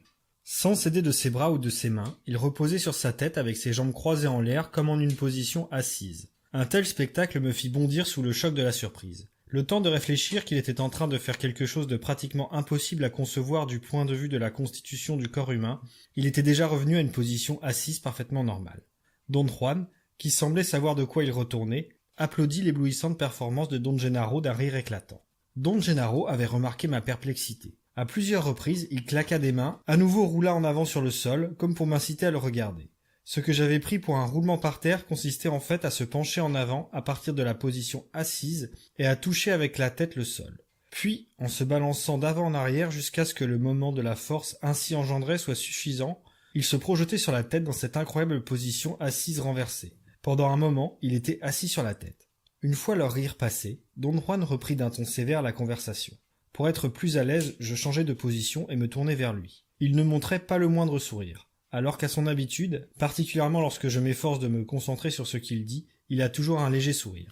Quant à Don Gennaro, il ne me quittait pas des yeux, comme s'il voulait savoir si j'allais me remettre à écrire. Je décidai de ne plus prendre de notes. Don Juan me reprochait de n'avoir pas parlé aux plantes que j'avais récoltées, alors qu'il m'avait toujours demandé de le faire. Il ajouta que ces plantes que j'avais tuées pourraient aussi m'avoir tué, et il était certain que tôt ou tard elles allaient me rendre malade. Mais alors je préférerais croire qu'il s'agissait simplement d'une grippe. Ils s'exclafèrent, et lorsqu'il eut repris son sérieux, Don Juan déclara que si je ne pensais pas à la mort, ma vie tout entière ne serait qu'un tohu-bohu personnel. Son expression était vraiment sévère. « Que peut avoir un homme en dehors de sa vie et de sa mort ?» me demanda-t-il. C'est à ce moment-là que je ressentis le besoin de prendre des notes. Don Gennaro me regardait en souriant. Puis il pencha la tête en arrière et ouvrit les narines. Il devait posséder une maîtrise remarquable des muscles de ses narines, car il les ouvrit au moins 2 fois plus qu'à l'accoutumée. Dans ses clowneries, l'élément le plus comique n'était pas ce qu'il faisait, mais ses propres réactions. Ainsi, après avoir élargi ses narines tout en riant, il se balança d'avant en arrière et se plaça dans cette étrange position, assis sur la tête. Don Juan en rit à pleurer. Des larmes roulaient sur ses joues. Je n'avais qu'un rire énervé parce que je me sentais gêné d'être l'objet de ses plaisanteries. « Gennaro n'aime pas écrire », déclara Don Juan en guise d'explication. Je posai mes carnets de notes par terre, mais Don Gennaro intervint pour m'assurer que cela ne le dérangeait en aucune façon. Je pris mes carnets, et au moment où je commençais à écrire, il répéta la scène précédente, et à nouveau tous deux s'exclafèrent. Toujours en riant, Don Juan me regarda et me dit que son ami faisait par ses gestes mon portrait. Chaque fois que j'écrivais, j'avais tendance à ouvrir mes narines, et Gennaro pensait que tenter de devenir sorcier en écrivant était tout aussi absurde que de s'asseoir sur la tête, ce qu'il avait illustré par le geste. Peut-être ne penses-tu pas que cela soit amusant, Mais seul Gennaro peut arriver à s'asseoir sur la tête, exactement comme tu es le seul à penser pouvoir apprendre à devenir sorcier en écrivant. Une explosion de rire salua sa déclaration, et une fois de plus, Don Gennaro accomplit son tour de force. Je l'aimais beaucoup, pensai-je, parce que ses actes étaient accomplis de façon franche et pleine de grâce. Don Gennaro, je m'excuse, lui dis-je en désignant le carnet. Ça va, répondit-il en riant sous cape. Je n'arrivais plus à écrire. Pendant très longtemps, ils continuèrent à parler de la manière dont les plantes pouvaient tuer, et comment les sorciers en faisaient usage dans ce but précis. Ils ne me quittaient pas des yeux, comme s'ils espéraient me voir reprendre des notes. Carlos est comme un cheval qui n'aime pas être harnaché, dit Don Juan. Avec lui, il faut aller très lentement. Tu l'as effrayé et maintenant il ne veut plus écrire. Don Gennaro dilata ses narines et d'un ton moqueur, tout en fronçant ses sourcils, il grimaça. Allons, Carlitos, écris donc. Écris jusqu'à ce que ton pouce soit usé. Don Juan se leva, étira ses bras en arquant son dos et alla dans les buissons non loin de la maison. Malgré son âge, il avait un corps remarquablement bien musclé. Je restai seul face à Don Gennaro. Il me regardait et je dus détourner les yeux parce que je me sentais embarrassé. « Ne me dis pas que tu ne vas plus me regarder, dit-il avec un ton plein d'humour. Il ouvrit ses narines et les fit trembler, puis il se leva en les imitant de façon vraiment grotesque. Il reprit les mouvements de Don Juan, arqua son dos, étira ses bras, mais tordit son corps dans une position extravagante et indescriptible, qui combinait un sens délicat de la pantomime et de l'exagération jusqu'au ridicule. C'était une magistrale caricature de Don Juan. À cet instant, celui-ci revint, vit le geste, et sans le moindre doute en comprit la signification. Il s'assit en riant doucement. « De quelle direction vient le vent ?» demanda Don Gennaro. D'un mouvement de tête, Don Juan pointa vers l'ouest. « Il vaut mieux que j'aille sous le vent », déclara sérieusement Don Gennaro. Puis il se tourna vers moi, et en tendant un doigt nerveusement agité, il me dit « Et ne sois pas inquiet si tu entends d'étranges bruits. Quand Gennaro chie, les montagnes tremblent. » Il sauta dans les buissons, et un moment plus tard, un bruit étrange, un grondement profondément surnaturel remplit mes oreilles. Je ne savais qu'en penser. Je voulus questionner du regard Don Juan, mais il était plié de rire. Le 17 octobre 1968. Je ne me souviens plus de ce qui décida Don Gennaro à me parler de la structure de l'autre monde, ainsi le nommait-il. Il déclara qu'un maître sorcier était un aigle, ou plutôt qu'il pouvait se transformer en aigle. Par ailleurs, un sorcier malfaisant était un técoloté, un hibou. Don Gennaro précisa qu'un sorcier malfaisant était enfant de la nuit, et que par conséquent les animaux pour lui les plus utiles étaient le puma et les autres chats sauvages, et aussi les oiseaux nocturnes, en particulier le hibou. Quant aux brujo lyrico, les sorciers lyriques, c'est-à-dire les sorciers dilettantes, ils préféraient d'autres animaux, un corbeau par exemple. Don Juan, qui avait écouté dans le silence, se mit à rire sous cape. Don Gennaro se tourna vers lui et dit « C'est bien vrai, Juan, tu connais tout ça. » Puis il ajouta qu'un maître sorcier pouvait amener son disciple avec lui pour un voyage au travers des 10 couches de l'autre monde. S'il était un aigle, le maître pouvait commencer à la couche la plus basse et s'élever au travers de chaque monde successif jusqu'en haut. Les autres sorciers, malfaisants ou dilettantes, pouvaient au mieux traverser 3 couches seulement. Don Gennaro décrivit ces étapes ainsi qu'il suit. Tu démarres tout en bas. Et alors ton maître te prend avec lui dans son vol. Et bientôt, boum, tu traverses la première couche. Puis un petit peu plus tard, boum, tu traverses la seconde couche. Et boum, tu traverses la troisième. Don Gennaro, avec 10 booms, m'entraîna jusqu'à la dernière couche du monde. Lorsqu'il eut fini sa description, Don Juan me regarda et eut un sourire de connivence. Parler n'est pas la préférence de Gennaro. Mais si tu as envie d'une leçon, il t'apprendra l'équilibre des choses. Don Gennaro hocha affirmativement la tête. Il plissa sa bouche vers le haut et ferma à demi ses paupières. Son expression m'enchanta. Il se leva. Don Juan l'imita. « Eh bien, dit-il, allons-y. Nous pourrions y aller et attendre Nestor et Pablito. Ils ont fini leur travail. Le jeudi, ils quittent plus tôt. » Tous deux s'en allèrent dans ma voiture. Don Juan à mes côtés. Sans demander quoi que ce soit, je démarrai, et Don Juan me dirigea à un endroit où devait se trouver la demeure de Nestor.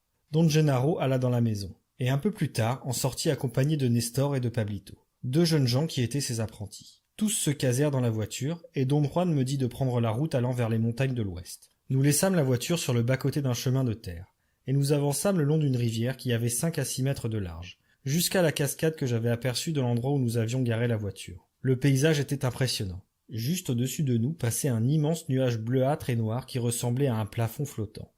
Il avait un bord très net et une forme d'énorme demi-cercle. À l'ouest, sur les pentes des hautes montagnes de la Cordillera centrale, la pluie tombait comme un rideau blanchâtre glissant sur les verts sommets. À l'est s'étalait la longue et profonde vallée avec au-dessus quelques rares nuages éparpillés. Là-bas, le soleil brillait. Le contraste entre les 2 régions était remarquable. Nous fîmes halte au pied de la cascade qui devait avoir environ 50 mètres de hauteur et dont le grondement était assourdissant. Don Gennaro enroula une ceinture autour de sa taille. Une ceinture avec au moins 7 petits objets en forme de gourde qui en pendaient. Il ôta son chapeau et le laissa pendre dans le dos, retenu par un lacet passant autour de son cou. Il sortit d'une pochette faite d'un épais tissu de laine un bandeau tissé de laine de différentes couleurs parmi lesquelles prédominait un jaune vif. Il plaça le bandeau autour de sa tête et glissa 3 plumes qui semblaient être des plumes d'aigle entre ses cheveux et le bandeau, dans une disposition asymétrique. Une à la courbure du crâne juste au-dessus de l'oreille droite, une autre sur le même côté à quelques centimètres en avant, entre l'oreille et la tempe, et la troisième sur sa tempe gauche. Il quitta ses sandales et les attacha ou accrocha à la taille de son pantalon. Puis il mit une ceinture au-dessus de son poncho. Elle sembla faite de rubans de cuir tissé, mais je ne pus me rendre compte s'il l'avait nouée ou bouclée. Puis il se dirigea vers la cascade. Don Juan cala un gros galet et s'assit dessus. Les 2 jeunes gens firent de même et s'installèrent à sa gauche. Don Juan m'indiqua un endroit à sa droite et me dit d'apporter un galet et de m'asseoir. « Nous devons faire une ligne », dit-il en me montrant l'alignement qu'ils avaient tous 3 observé. Don Gennaro avait atteint le pied de la cascade et commença à suivre une piste qui s'élevait le long de la rive droite. Vu de notre place, la trace paraissait assez raide. Il dut se servir des buissons comme prise. À un moment donné, un de ses pieds glissa et il tomba presque. Un moment plus tard, la même chose se reproduisit. Le sol devait être glissant et Don Gennaro un peu trop âgé pour ce genre d'exercice. Plusieurs fois je le vis trébucher ou glisser avant d'atteindre l'endroit où la trace disparaissait. Lorsqu'il commença à escalader les rochers, une sorte de crainte vague me saisit. Je ne comprenais pas ce qu'il allait faire là-haut. « Que fait-il » chuchotai-je à Don Juan. Don Juan ne se tourna pas vers moi et me répondit « C'est évident, il grimpe. » Il regardait droit vers Gennaro, fixement, assis le dos droit au bord du galet, les mains placées entre ses jambes. Je me penchai en avant pour jeter un coup d'œil sur les jeunes gens, mais d'un geste de la main, Don Juan me fit rentrer en ligne. Malgré cela, j'avais aperçu les jeunes Indiens dans une posture tout aussi attentive que celle de Don Juan. De la main, celui-ci me désigna la cascade. Je regardai. Don Gennaro s'était élevé assez haut le long du rocher, et perché sur un rebord, il s'avançait lentement pour tourner autour d'un énorme bloc de rocher. Ses bras étaient largement ouverts comme s'il embrassait le roc. Il se déplaça lentement vers sa droite, et soudain perdit pied. J'eus un hoquet de surprise. Pendant un moment son corps tout entier resta suspendu en l'air. De sa main droite il avait réussi à attraper une prise, et très agilement il reprit pied sur le rebord. Pourtant j'avais été certain que j'allais le voir tomber. Avant de continuer, il se tourna et nous regarda. Ce fut un rapide coup d'œil, mais dans le geste de tourner la tête, il y avait quelque chose de gracieux qui me surprit et incita ma curiosité. Je me souvins alors que chaque fois qu'il avait glissé, il avait eu le même mouvement. Il s'était tourné et nous avait regardés. Mais j'avais pensé que, gêné par sa maladresse, Don Gennaro s'était simplement tourné pour voir si nous nous en étions aperçus. Il grimpa un peu plus haut, perdit pied à nouveau et resta dangereusement pendu à la face d'un rocher en surplomb. Cette fois-ci, il se rattrapa de la main gauche. Et quand il eut repris son équilibre, il se tourna et nous regarda. Avant d'arriver en haut de la falaise, cela se répéta 2 fois de plus. La cascade semblait avoir de 7 à 8 mètres de large à l'endroit où elle commençait à se précipiter dans le vide. Pendant un moment, Don Gennaro ne bougea plus. Je désirais demander à Don Juan ce que Don Gennaro allait maintenant faire, mais je n'osais pas le déranger car il semblait complètement absorbé dans son observation. Brusquement, Don Gennaro sauta dans l'eau. Ce geste était tellement inattendu que je ressentis comme un coup au creux de l'estomac. Son saut avait été magnifique, extraordinaire. Pendant un instant, j'avais eu la sensation bien nette d'avoir vu une série d'images superposées de son corps suivant une trajectoire elliptique jusqu'au milieu du courant. Une fois remis de ma surprise, je m'aperçus qu'il avait atterri sur un rocher au bord du vide, le bloc à peine visible de l'endroit où nous étions assis. Là, il demeura accroché pendant longtemps. Il semblait devoir lutter contre le courant. Par 2 fois, il fut suspendu au-dessus du précipice et je ne pouvais absolument pas me rendre compte à quoi il se retenait. Il reprit son équilibre et à nouveau s'accroupit sur le rocher. Puis, tel un tigre, il sauta. Je distinguai à peine le rocher sur lequel il arriva. Il ressemblait à un petit cône de roche juste au bord de la cascade. Pendant au moins 10 minutes, il resta immobile, et son immobilité m'impressionna tant que je tremblais de tout mon corps. J'avais envie de me lever, de marcher. Don Juan remarqua mon agitation et m'ordonna de reprendre mon calme. Cette immobilité de Don Gennaro me plongeait dans une frayeur extraordinaire et mystérieuse. J'eus l'impression que s'il restait là plus longtemps sans bouger, je ne pourrais plus me maîtriser. Soudain il sauta, et cette fois-ci jusqu'à l'autre rive. Il atterrit à 4 pattes comme un félin. Pendant un moment il resta accroupi, puis il se leva, regarda de l'autre côté de la cascade, et ensuite, en bas, dans notre direction. Il s'immobilisa face à nous, ses mains à ses côtés comme s'il tenait les invisibles rambardes d'une passerelle. Dans sa position, il y avait quelque chose d'infiniment gracieux. Son corps semblait très fragile, extrêmement frêle. À cet instant, je pensais que Don Gennaro, avec son bandeau, ses plumes, Son poncho foncé et ses pieds nus était le plus bel homme de la terre. Il projeta ses bras en l'air, leva la tête, et par une sorte de saut périlleux sur le côté retourna en un éclair son corps vers la gauche. Il disparut à nos yeux car le rocher sur lequel il avait été perché avait une forme arrondie. Juste à ce moment-là, d'énormes gouttes commencèrent à tomber. Don Juan et les 2 Indiens se levèrent brusquement. Je restai figé sur place. L'exploit de Don Gennaro m'avait plongé dans une sorte de choc émotionnel. Je sentais qu'il était un artiste accompli. Je voulais le voir sur le champ, l'applaudir. Je m'efforçai de le voir sur la rive gauche de la cascade. Je croyais qu'il allait descendre, mais je ne vis rien. J'insistai pour savoir où il était passé, mais Don Juan ne répondit pas. « Dépêchons-nous, dit-il. C'est une grosse averse. Il faut reconduire Nestor et Pablito chez eux. Et nous devons nous mettre en route. Prendre le chemin du retour. »« Mais je n'ai même pas dit au revoir à Don Gennaro. »« Lui t'a dit au revoir, » répliqua sèchement Don Juan. Il me perça du regard pendant un instant, puis il relâcha son froncement de sourcils et se mit à sourire. « Il t'a aussi souhaité beaucoup de bien. Il s'est senti heureux de t'avoir près de lui. »« Mais nous ne l'attendons pas ?»« Non, » dit Don Juan d'un ton tranchant. « Laisse-le où qu'il soit. Peut-être est-il un aigle volant vers l'autre monde, peut-être est-il mort là-haut. Maintenant, ça n'a pas d'importance. » Le 23 octobre 1968, Don Juan mentionna qu'il allait bientôt revenir au Mexique central. « Allez-vous rendre visite à Don Gennaro ?»« Peut-être, » dit-il sans me regarder. « Don Juan, il va bien, n'est-ce pas? Il ne lui est rien arrivé, là-haut, à la cascade ?»« Rien ne lui est arrivé, il est robuste. » La conversation gravita autour de ce voyage qu'il projetait. Je lui répétai combien j'avais apprécié Don Gennaro, sa compagnie et ses plaisanteries. Il se mit à rire et déclara que vraiment Gennaro se conduisait comme un gamin. Un long silence plana. J'essayai de trouver une astuce pour arriver à le questionner sur la leçon qu'il m'avait donnée. Don Juan me dévisagea et d'un ton espiègle me dit « Tu meurs d'envie de me poser la question à propos de la leçon de Gennaro, n'est-ce pas vrai ?» J'eus un rire embarrassé. Tout ce qui concernait la cascade m'obsédait. J'avais tourné et retourné tous les détails dont j'arrivais à me souvenir, et je me trouvais réduit à en conclure que j'avais été le témoin d'un incroyable exploit, d'une prouesse physique. Sans aucun doute Don Gennaro était un maître inégalable dans sa pratique de l'équilibre. Mais comme chacun de ses mouvements avait été accompli d'une façon très rituelle, il était évident qu'il devait avoir une signification symbolique inextricable. Oui, je dois reconnaître que je meurs d'envie de connaître sa leçon. Laisse-moi te dire ceci. Pour toi, ce fut une perte de temps. La leçon était destinée à ceux qui peuvent voir. Nestor et Pablito, bien qu'ils ne puissent pas très bien voir, en ont saisi l'essentiel. Mais toi, tu es venu pour regarder. J'avais prévenu Gennaro que tu es un imbécile très curieusement constipé, et que sa leçon pourrait peut-être te purger. Mais non. Cependant, cela n'a pas d'importance. Voir est très difficile. Je ne voulais pas que tu parles à Gennaro. Il nous fallut partir. Dommage, mais rester aurait été bien pire. Pour te montrer quelque chose de splendide, Gennaro a pris de grands risques. Dommage que tu ne puisses pas voir. Don Juan, si vous me révéliez ce qu'était cette leçon, peut-être découvrirais-je que j'avais vraiment vu. Don Juan s'esclaffa. Ta meilleure spécialité, c'est de poser des questions. Il semblait qu'il allait, une fois de plus, abandonner ce sujet de conversation. Nous étions assis comme toujours devant sa maison, et soudain il se leva et rentra. Je le suivis en insistant pour lui décrire ce que j'avais vu, et finalement je lui racontai tout ce dont je me souvenais. Pendant mon récit, il conserva son sourire, et une fois terminé, il hocha la tête. « Voir est très difficile, » dit-il. Je le suppliai d'expliquer cette déclaration. « Voir n'est pas une affaire de mots, » dit-il catégoriquement. Comme il se confirmait qu'il n'allait pas en dire plus, je me levai et allai faire quelques achats dont il avait besoin. Je revins presque à la nuit. Nous mangeâmes et ensuite allâmes nous asseoir sous la ramada. À peine étions-nous installés que Don Juan commença à parler de la leçon de Don Gennaro.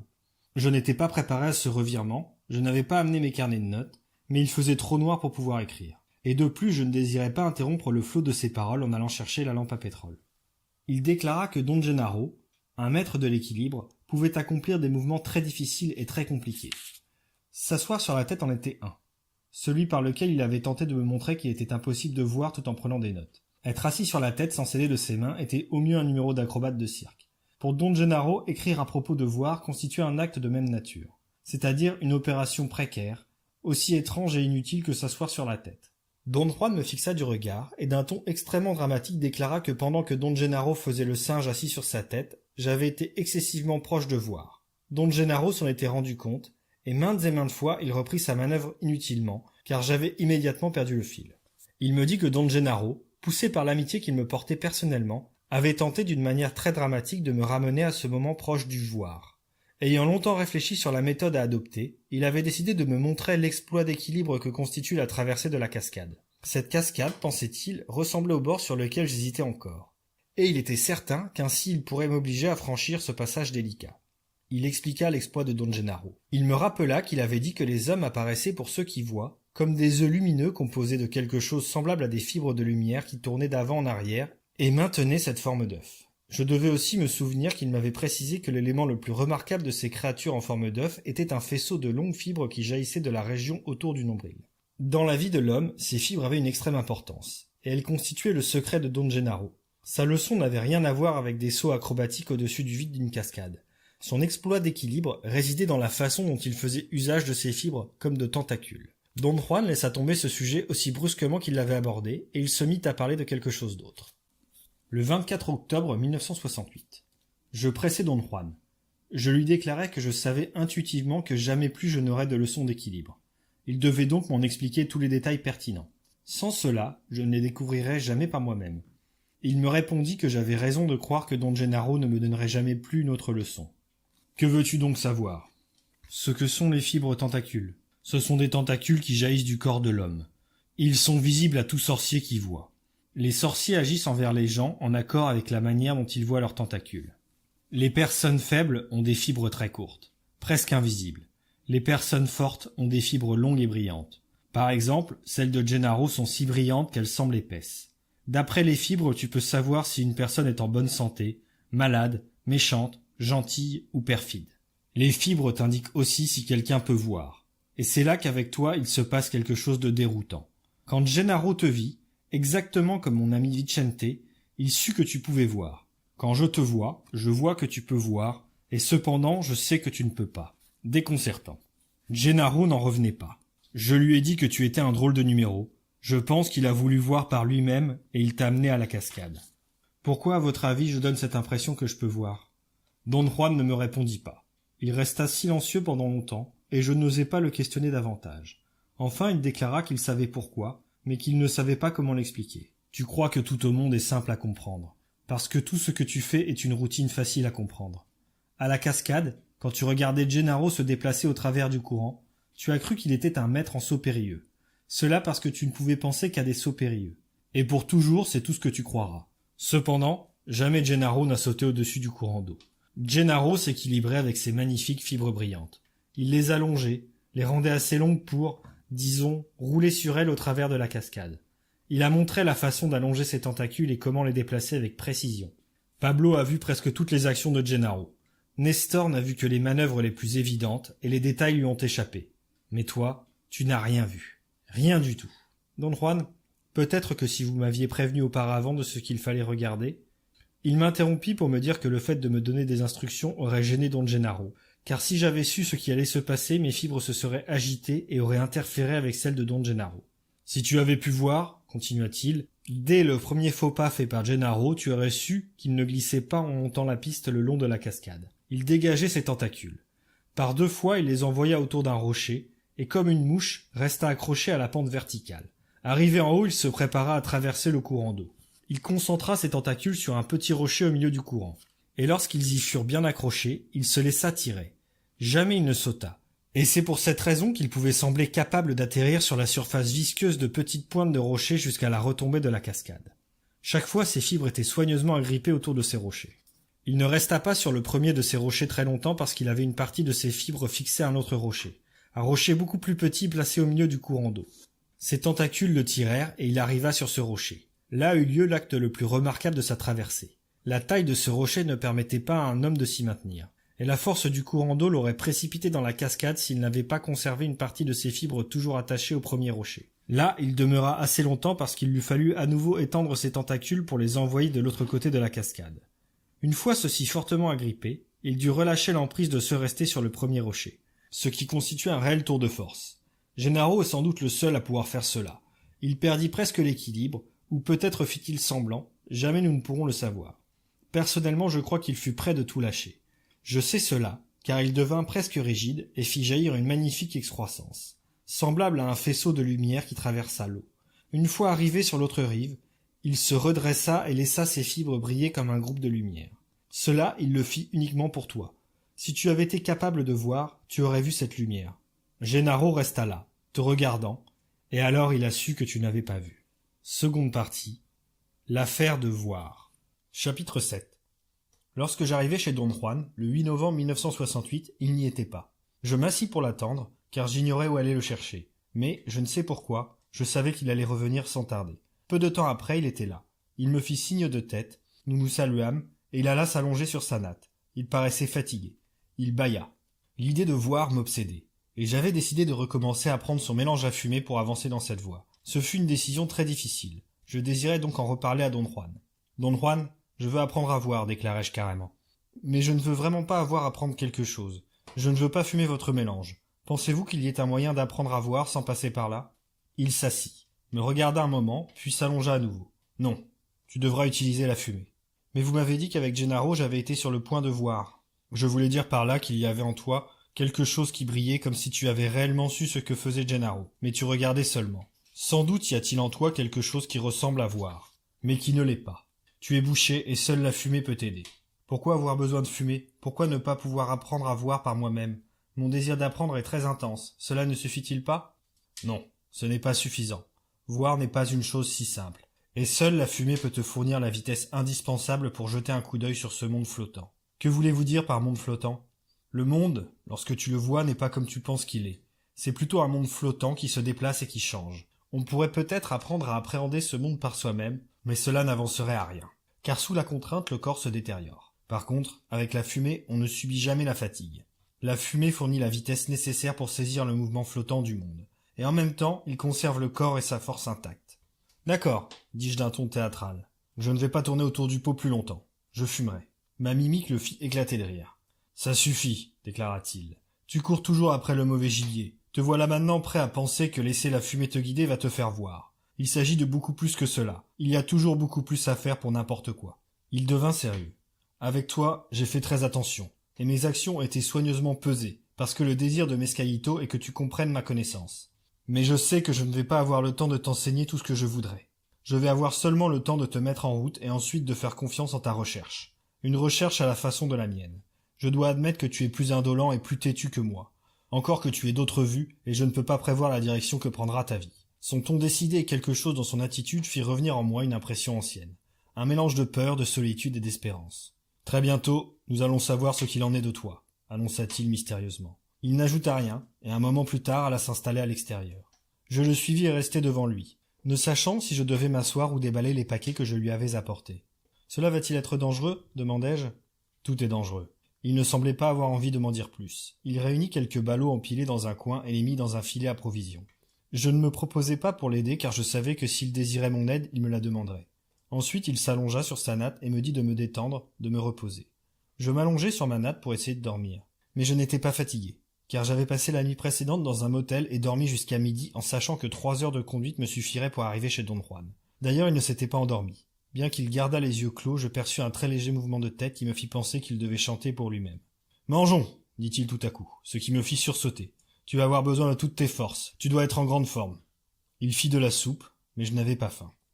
Le jour suivant, 9 novembre, Don Juan ne me permit de prendre que très peu de nourriture et me conseilla vivement le repos. Toute la matinée, je restais allongé, mais je n'arrivais pas à me détendre.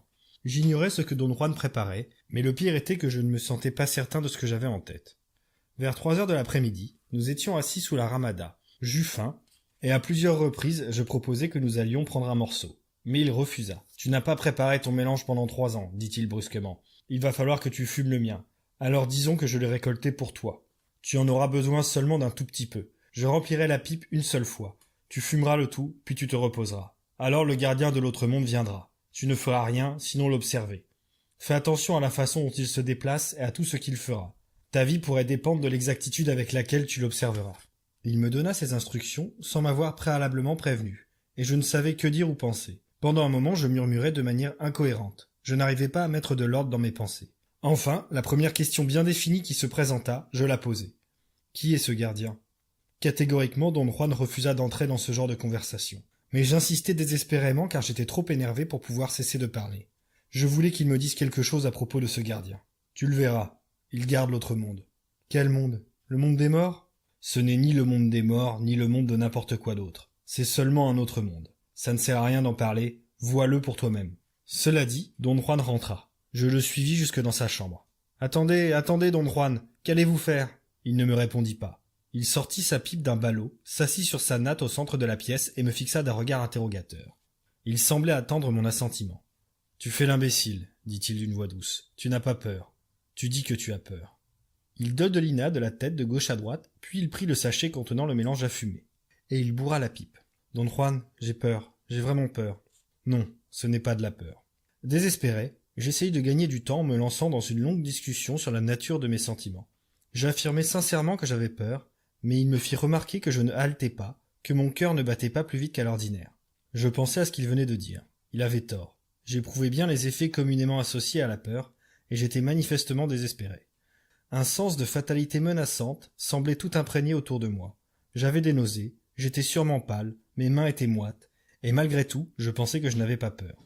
Je ne ressentais pas cette impression de peur à laquelle pendant ma vie tout entière je m'étais habitué. Cette peur qui avait été toujours personnellement mienne n'était pas là. Je parlais tout en déambulant devant Don Juan immobile sur sa natte. La pipe entre les mains, il continuait à me dévisager de son regard interrogateur. Après un examen approfondi de mon cas, j'en conclus qu'au lieu de mon habituelle peur, je ressentais une sensation intense de malaise, de mécontentement dû au seul fait de penser à la confusion produite par la prise de plantes hallucinogènes.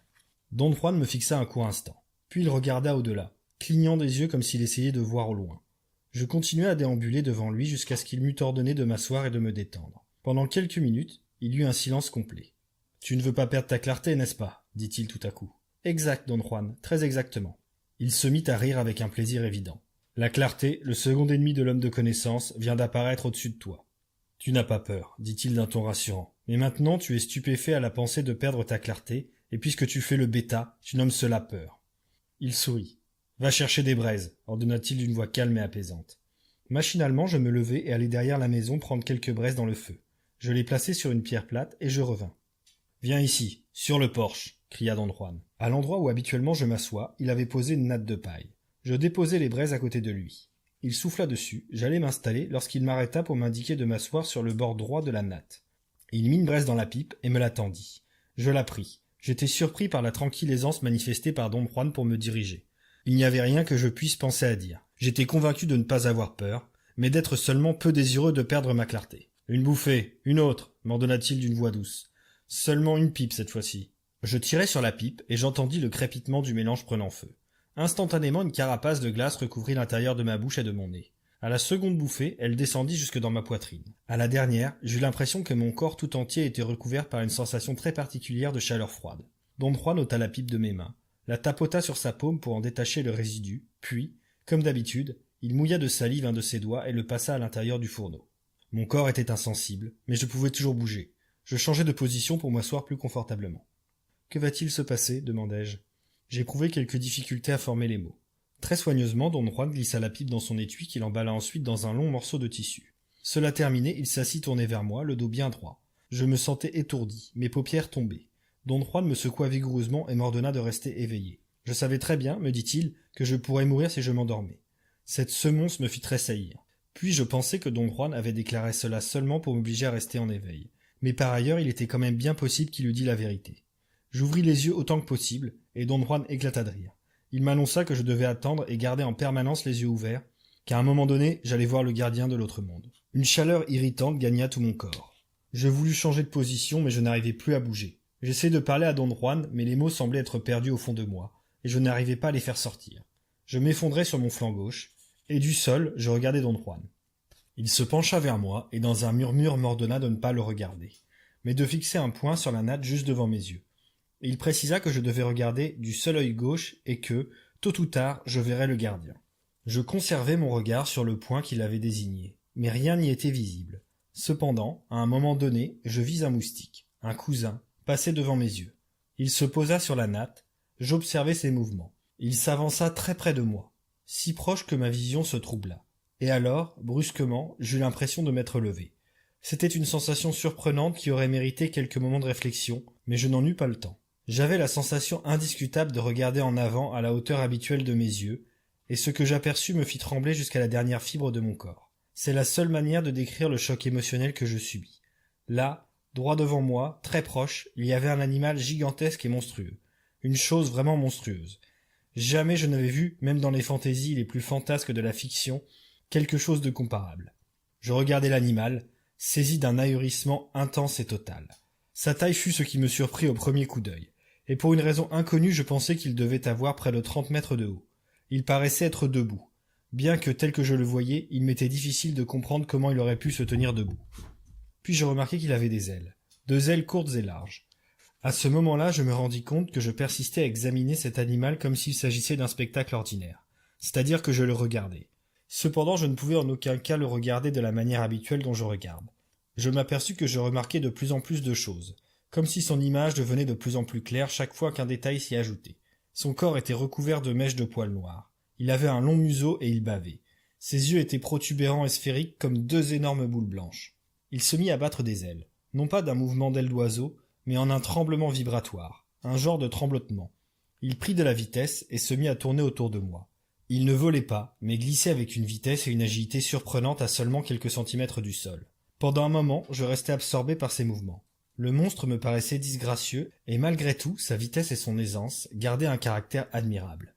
Par 2 fois, il fit un cercle autour de moi, et il faisait vibrer ses ailes, ce qui projetait sa bave dans toutes les directions. Puis il se retourna et s'éloigna en glissant à une vitesse incroyable jusqu'à disparaître au loin. Je continuai à regarder dans cette direction parce que je n'avais rien d'autre à faire. Une sensation très particulière de lourdeur m'envahissait. J'avais l'impression d'être incapable d'organiser mes pensées. Je ne pouvais pas bouger. J'étais comme englué à cet endroit. Soudain, j'aperçus comme un nuage lointain, et un instant plus tard, la bête gigantesque tournait autour de moi à très grande vitesse. Ses ailes passèrent de plus en plus proches de mes yeux, et tout à coup me frappèrent. J'eus la nette impression qu'il avait de ses ailes heurté je ne sais quelle partie de mon corps, et sous la douleur la plus violente que j'eus jamais ressentie de ma vie, je hurlai de toutes mes forces. Ayant repris connaissance, je me retrouvai assis sur ma natte, et Don Juan me frictionnait le front, puis les bras et les jambes avec des feuilles. Ensuite, il me conduisit au canal d'irrigation passant derrière la maison et m'y trempa complètement. Il me tira à la surface, me trempa à nouveau, me tira, et ainsi de suite. Pendant que je demeurais allongé au fond du canal peu profond, de temps à autre Don Juan levait mon pied gauche pour en tapoter doucement la plante, et après un certain temps, je ressentis un chatouillement. Il s'en rendit compte et déclara que j'allais bien. Je sortis de l'eau, je m'habillai et nous revînmes chez lui. Je m'assis sur ma natte et j'essayai de parler, mais malgré une grande clarté dans mes pensées, je n'arrivais pas à me concentrer sur ce que je désirais exprimer. Je fus surpris de me rendre compte qu'il fallait tant de concentration simplement pour parler, et je m'aperçus que pour dire quelque chose, il était nécessaire que je cesse de regarder. J'avais l'impression d'être profondément empêtré, et pour parler il me fallait faire surface tel un plongeur, remonter comme tiré par les mots. Par 2 fois je parvins à éclaircir ma gorge presque normalement, et je crois qu'alors j'aurais pu dire tout ce que je voulais. Mais je n'en fis rien. Je préférais me confiner dans un curieux silence où je pouvais seulement regarder. J'avais l'impression de commencer à ressentir ce que Don Juan désignait par voir, et cela me remplit de joie. Tard, Don Juan me tendit un bol de soupe et des tortillas tout en m'ordonnant de manger, et j'y parvins sans aucune difficulté, sans perdre ce que je pensais être mon pouvoir de voir. Je concentrais mon regard sur tout ce qui m'entourait. J'étais persuadé que je pouvais tout voir, et cependant, pour autant que j'ai pu en juger, le monde n'était pas différent. Je m'efforçai de voir jusqu'à ce que tout en devint noir. Cet effort m'épuisa. Je dus m'allonger et je m'endormis. Lorsque Don Juan me recouvrit d'une couverture, je me réveillai. J'avais mal à la tête et à l'estomac, mais rapidement je me sentis mieux et me rendormis jusqu'au jour suivant. Au matin, je me sentis parfaitement bien, et avec impatience je demandai à Don Juan « Que m'est-il arrivé ?» Il se mit à rire discrètement. « Tu es allé chercher le gardien, et bien sûr, tu l'as rencontré. »« Mais, Don Juan, de quoi s'agissait-il ?»« Du gardien, du portier, de la sentinelle de l'autre monde. » répondit-il d'un ton parfaitement neutre. J'allais me lancer dans la description détaillée de la bête monstrueuse et grotesque, mais il m'interrompit en disant que mon expérience n'avait rien de particulier, qu'elle était accessible à n'importe qui. Je déclarai, malgré cette remarque, que le gardien m'avait tellement surpris que je n'avais pas encore eu le temps de penser à cette expérience. Don Juan éclata de rire et se moqua de ce qu'il nomma mon penchant à l'extrême dramatisation. « Mais cette chose, quelle qu'en soit la nature, m'a blessé, m'exclamai-je. Elle était là, tout aussi réelle que vous ou moi. Bien sûr qu'elle était réelle. Elle t'a fait mal, n'est-ce pas ?» Le souvenir de mon expérience m'agitait. Don Juan m'ordonna de me calmer, puis il me demanda si j'avais eu vraiment peur. Il insista sur le mot « vraiment ». J'étais pétrifié. Jamais de ma vie je n'ai eu si peur. « Allons donc, dit-il en riant. Tu n'étais pas aussi effrayé que tu veux bien le croire. »« Je vous jure, dis-je d'un ton très sincère, que si j'avais pu bouger, je me serais enfui comme un dératé. » Il rit aux éclats. « Don Juan, pourquoi me faire voir un tel monstre ?» Il reprit son sérieux et me fixa du regard. « C'était le gardien. Si tu veux voir, il te faut vaincre le gardien. »« Mais, Don Juan, qui suis-je pour le vaincre ? Il a au moins 30 mètres de haut. » Don Juan riait tant que les larmes glissèrent sur ses pommettes. « Pourquoi ne pas me laisser raconter ce que j'ai vu ? Ainsi nous saurions à quoi nous en tenir. » Si cela doit te faire plaisir, eh bien raconte. Je fis le récit de tout ce dont je me souvenais. Mais cela ne changea rien à son attitude. Et alors, tout ça n'est rien de bien neuf, dit-il en souriant. Mais comment espérez-vous me voir vaincre une telle chose? Avec quoi? Il garda le silence pendant un moment, et calmement se tourna vers moi pour me dire. Tu n'as pas eu peur. Pas vraiment peur. Tu as été blessé, mais tu n'as pas eu peur. Il s'adossa à quelques ballots, les mains derrière la nuque. Je crus qu'il se désintéressait de cette conversation.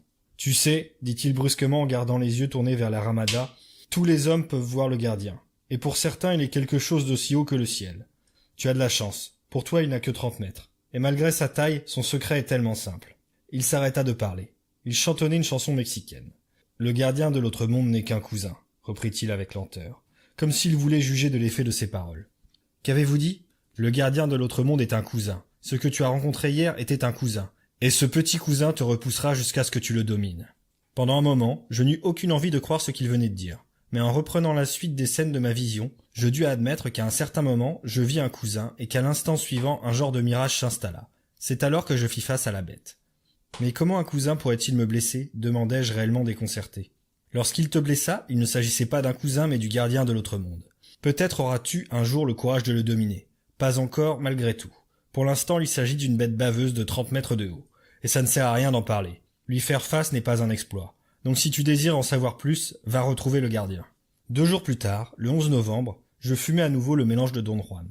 J'avais demandé, non pas impulsivement mais après de longues délibérations, à fumer une fois de plus pour rencontrer le gardien. Ma curiosité l'emportait sur ma peur et sur le malaise causé par un manque de clarté. Don Juan bourra la pipe, et lorsque je l'eus fumée, il la nettoya et la rangea. L'effet fut sensiblement plus lent à se produire.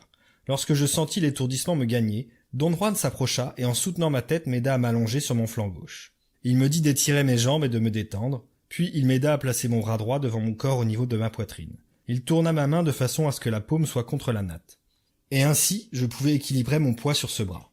Je ne fis rien soit pour l'aider, soit pour l'empêcher de me remuer, car j'ignorais ce que cela signifiait. Il s'assit en face de moi et me dit de ne penser à rien. Le gardien allait venir, et j'étais dans une position princière pour le voir. D'un ton de voix très banal, il me précisa que le gardien pouvait faire grand mal, mais que c'était le seul moyen d'y parer. 2 jours plus tôt, lorsqu'il avait jugé que l'expérience avait assez duré, il m'avait fait asseoir. Il désigna mon bras droit, et déclara qu'il l'avait ainsi placé pour que je puisse me redresser si je le désirais à n'importe quel moment de l'expérience. Une fois qu'il eut terminé ses instructions, je remarquai que mon corps était devenu insensible, et j'aurais voulu lui faire remarquer qu'il me serait impossible de me redresser puisque je n'avais plus la maîtrise de mes muscles. J'essayai de former des mots, mais en vain. Il m'avait d'ailleurs devancé en disant que l'astuce résidait dans un effort de volonté. Il me pria de bien me souvenir de la première fois où j'avais fumé les champignons, quelques années auparavant. J'étais alors tombé par terre, puis avait été remis sur pied par un acte qu'il avait nommé ma volonté, et je m'étais relevé par la pensée. C'était la seule manière de me redresser. Mais tout ce qu'il pouvait raconter était inutile, car je ne me souvenais plus de ce que j'avais fait il y a tant d'années. Et le désespoir m'envahit. Je fermai les yeux. Don Juan m'attrapa par les cheveux, secoua violemment ma tête et m'ordonna de ne pas fermer les yeux.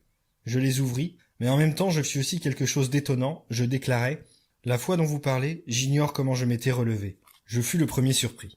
Car dans le rythme de ma voix, il y avait quelque chose d'excessivement monotone. Et cependant, il s'agissait sans aucun doute de ma voix. Mais en toute honnêteté, je ne croyais pas avoir dit cela puisque quelques instants auparavant, j'avais été incapable de parler. Je regardai Don Juan qui tourna la tête et se mit à rire. Ce n'est pas moi qui ai dit cela. Et à nouveau ma voix me surprit. Un sentiment d'exaltation m'envahit. Parler dans ces conditions était vraiment amusant. J'aurais voulu demander à Don Juan de m'expliquer pourquoi, mais je me découvris incapable d'exprimer un seul mot. Je m'efforçai de vocaliser mes pensées, mais sans résultat.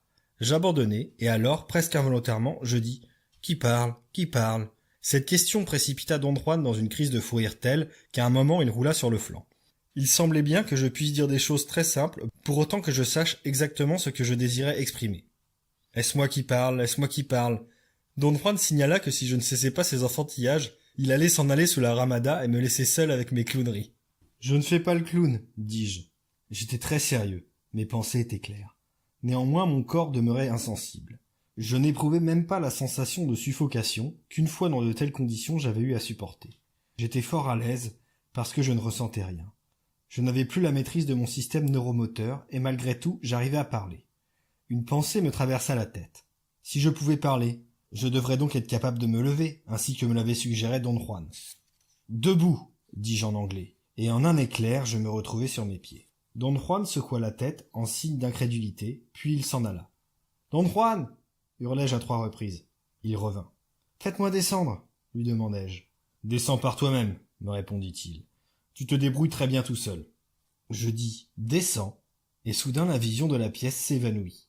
Je ne voyais plus rien. Un moment plus tard, Don Juan et la pièce réapparurent dans mon champ de vision.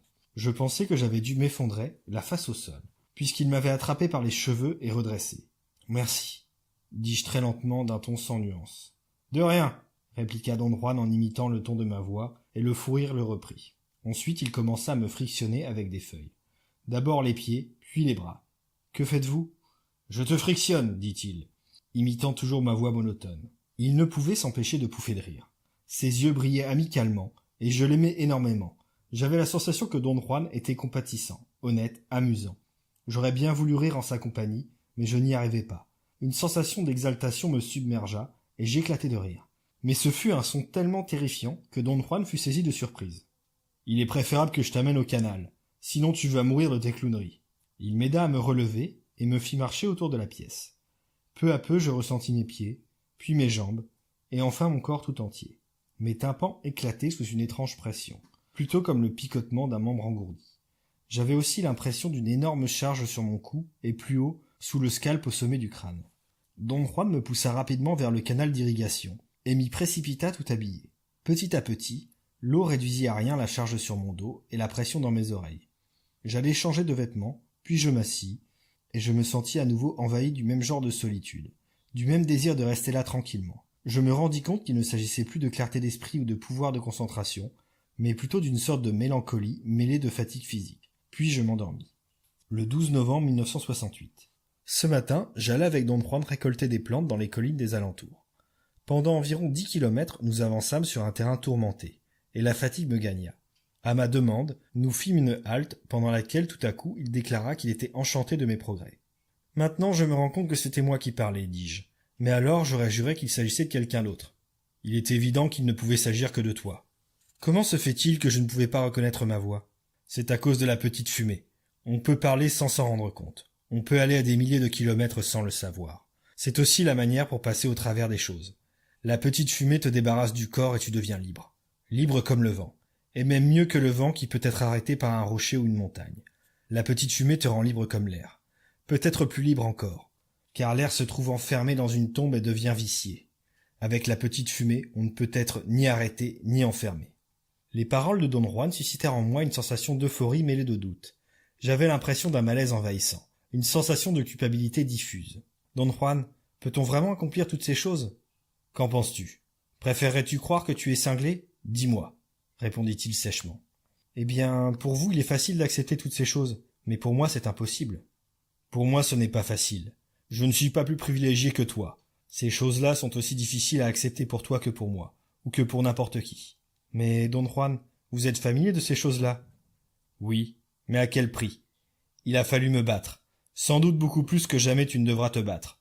La façon dont tout travaille en ta faveur est déconcertante. Tu ne peux pas imaginer le mal que je me suis donné pour accomplir ce que tu as fait hier. En toi, il y a quelque chose qui t'aide à chaque pas que tu fais pour avancer. C'est la seule manière d'expliquer la façon dont tu apprends ce qui concerne les pouvoirs. Cela s'est produit avec Mescalito, et maintenant tu viens de le faire avec la petite fumée. Tu devrais te concentrer sur le fait que tu possèdes un don remarquable et oublier tout le reste. Vous présentez tout cela comme si c'était vraiment facile, mais au contraire, je suis déchiré en morceaux. Bientôt tu seras à nouveau en une seule pièce. En premier lieu, tu n'avais pris aucun soin de ton corps. Tu es trop gras. Auparavant, je ne désirais pas te dire cela. Il faut toujours laisser les autres comme bon leur semble. Pendant des années, tu es resté au loin. Je t'avais prévenu que tu reviendrais, et tu es revenu. La même chose m'est arrivée. Pendant 5 ans et demi, j'ai abandonné mon apprentissage. Pourquoi? Pour la même raison que toi. Je n'aimais pas cela. Et pourquoi l'avez-vous repris? Pour la même raison que toi. Parce qu'il n'existe aucune autre manière de vivre. Cet aveu eut un écho profond en moi. J'avais parfois pensé que peut-être il n'y avait que cette manière de vivre. Pourtant jamais je ne l'avais exprimé à qui que ce soit, et Don Juan l'avait bien vu. Après un long silence, je lui ai demandé « Hier, qu'ai-je fait ?»« Lorsque tu l'as voulu, tu t'es levé. »« Mais j'ignore toujours comment je l'ai fait. » La perfection de cette technique exige énormément de temps. Cependant, l'important reste de savoir comment le faire. « Mais je ne sais pas. Voilà où le bât blesse, je ne sais vraiment pas. »« Bien sûr que tu sais. » Don Juan, je vous garantis, je vous jure. Il ne me laissa pas terminer. Il se leva et s'en alla. Plus tard dans la journée, le sujet de la conversation revint sur le gardien de l'autre monde. Si je crois que ce dont j'ai fait l'expérience est vraiment réel, dis-je, le gardien est une créature gigantesque qui peut blesser gravement. Et si je crois qu'on peut, par un simple acte de volonté, traverser de longues distances, alors il est logique d'en conclure que je puis faire disparaître le monstre en me servant de ma volonté. Tu ne peux pas avec ta volonté faire disparaître le gardien. Ta volonté peut l'empêcher de te faire du mal. Si tu arrivais à cela, il est évident que la route te serait ouverte. Tu peux passer à côté du gardien. Il n'y a rien qu'il puisse faire contre toi. Même plus tourner follement autour de toi. Comment accomplir cela ? Tu le sais déjà. Tu n'as besoin que d'entraînement. Je précisai que nous n'arrivions pas exactement à nous entendre sur ce point, à cause de nos différentes façons de percevoir le monde. Pour moi, connaître quelque chose signifiait qu'il fallait rester parfaitement conscient de ce que j'accomplissais, et pouvoir répéter cette action selon mon désir. Dans ce cas précis, je n'étais ni conscient de ce que j'avais fait sous l'influence de la fumée, ni capable de le répéter, même si ma vie en dépendait. Don Juan me dévisagea d'un regard interrogateur. Ce que je venais d'avancer semblait l'amuser. Il ôta son chapeau et se gratta les tempes, comme lorsqu'il prétendait être déconcerté. « Tu sais vraiment comment parler et ne rien dire, n'est-ce pas ?» dit-il en riant. « Je te l'ai déjà dit. Pour devenir homme de connaissance, il faut avoir une intention inflexible. Mais tu sembles avoir l'inflexible intention de tout embrouiller. Tu persistes à vouloir tout expliquer, comme si le monde se composait de choses qui peuvent toutes s'expliquer. Maintenant te voilà face au gardien et au problème de se déplacer en utilisant ta propre volonté. N'as-tu jamais réalisé que dans ce monde, rares sont les choses qui peuvent être expliquées à ta façon ? Lorsque je déclare que le gardien est réellement en train de bloquer ton passage et qu'il pourrait d'un coup t'envoyer à tous les diables, je sais ce que j'entends par là. Lorsque je dis qu'on peut se déplacer en utilisant sa propre volonté, là encore je sais ce que je dis. Je voulais t'apprendre à te déplacer petit à petit. Mais alors je me suis rendu compte que tu savais comment le faire, même quand tu prétends ne pas savoir. Mais je ne sais pas vraiment comment je fais. Malin, tu le sais bien, dit-il sèchement, puis il sourit. Cela me rappelle la fois où quelqu'un installa ce gosse, Julio, sur une moissonneuse. Il sut la faire marcher, bien qu'il n'ait jamais appris auparavant. Don Juan, je vois ce que vous voulez dire. Cependant, j'ai l'impression d'être incapable de le refaire, puisque je ne suis même pas certain que je l'ai fait. Un sorcier à la noix essaie de tout expliquer dans le monde, avec des explications dont il n'est même pas sûr, et alors tout devient de la sorcellerie. Mais tu ne fais pas mieux. Toi aussi tu voudrais tout expliquer à ta façon, mais tu n'es pas sûr de tes propres explications.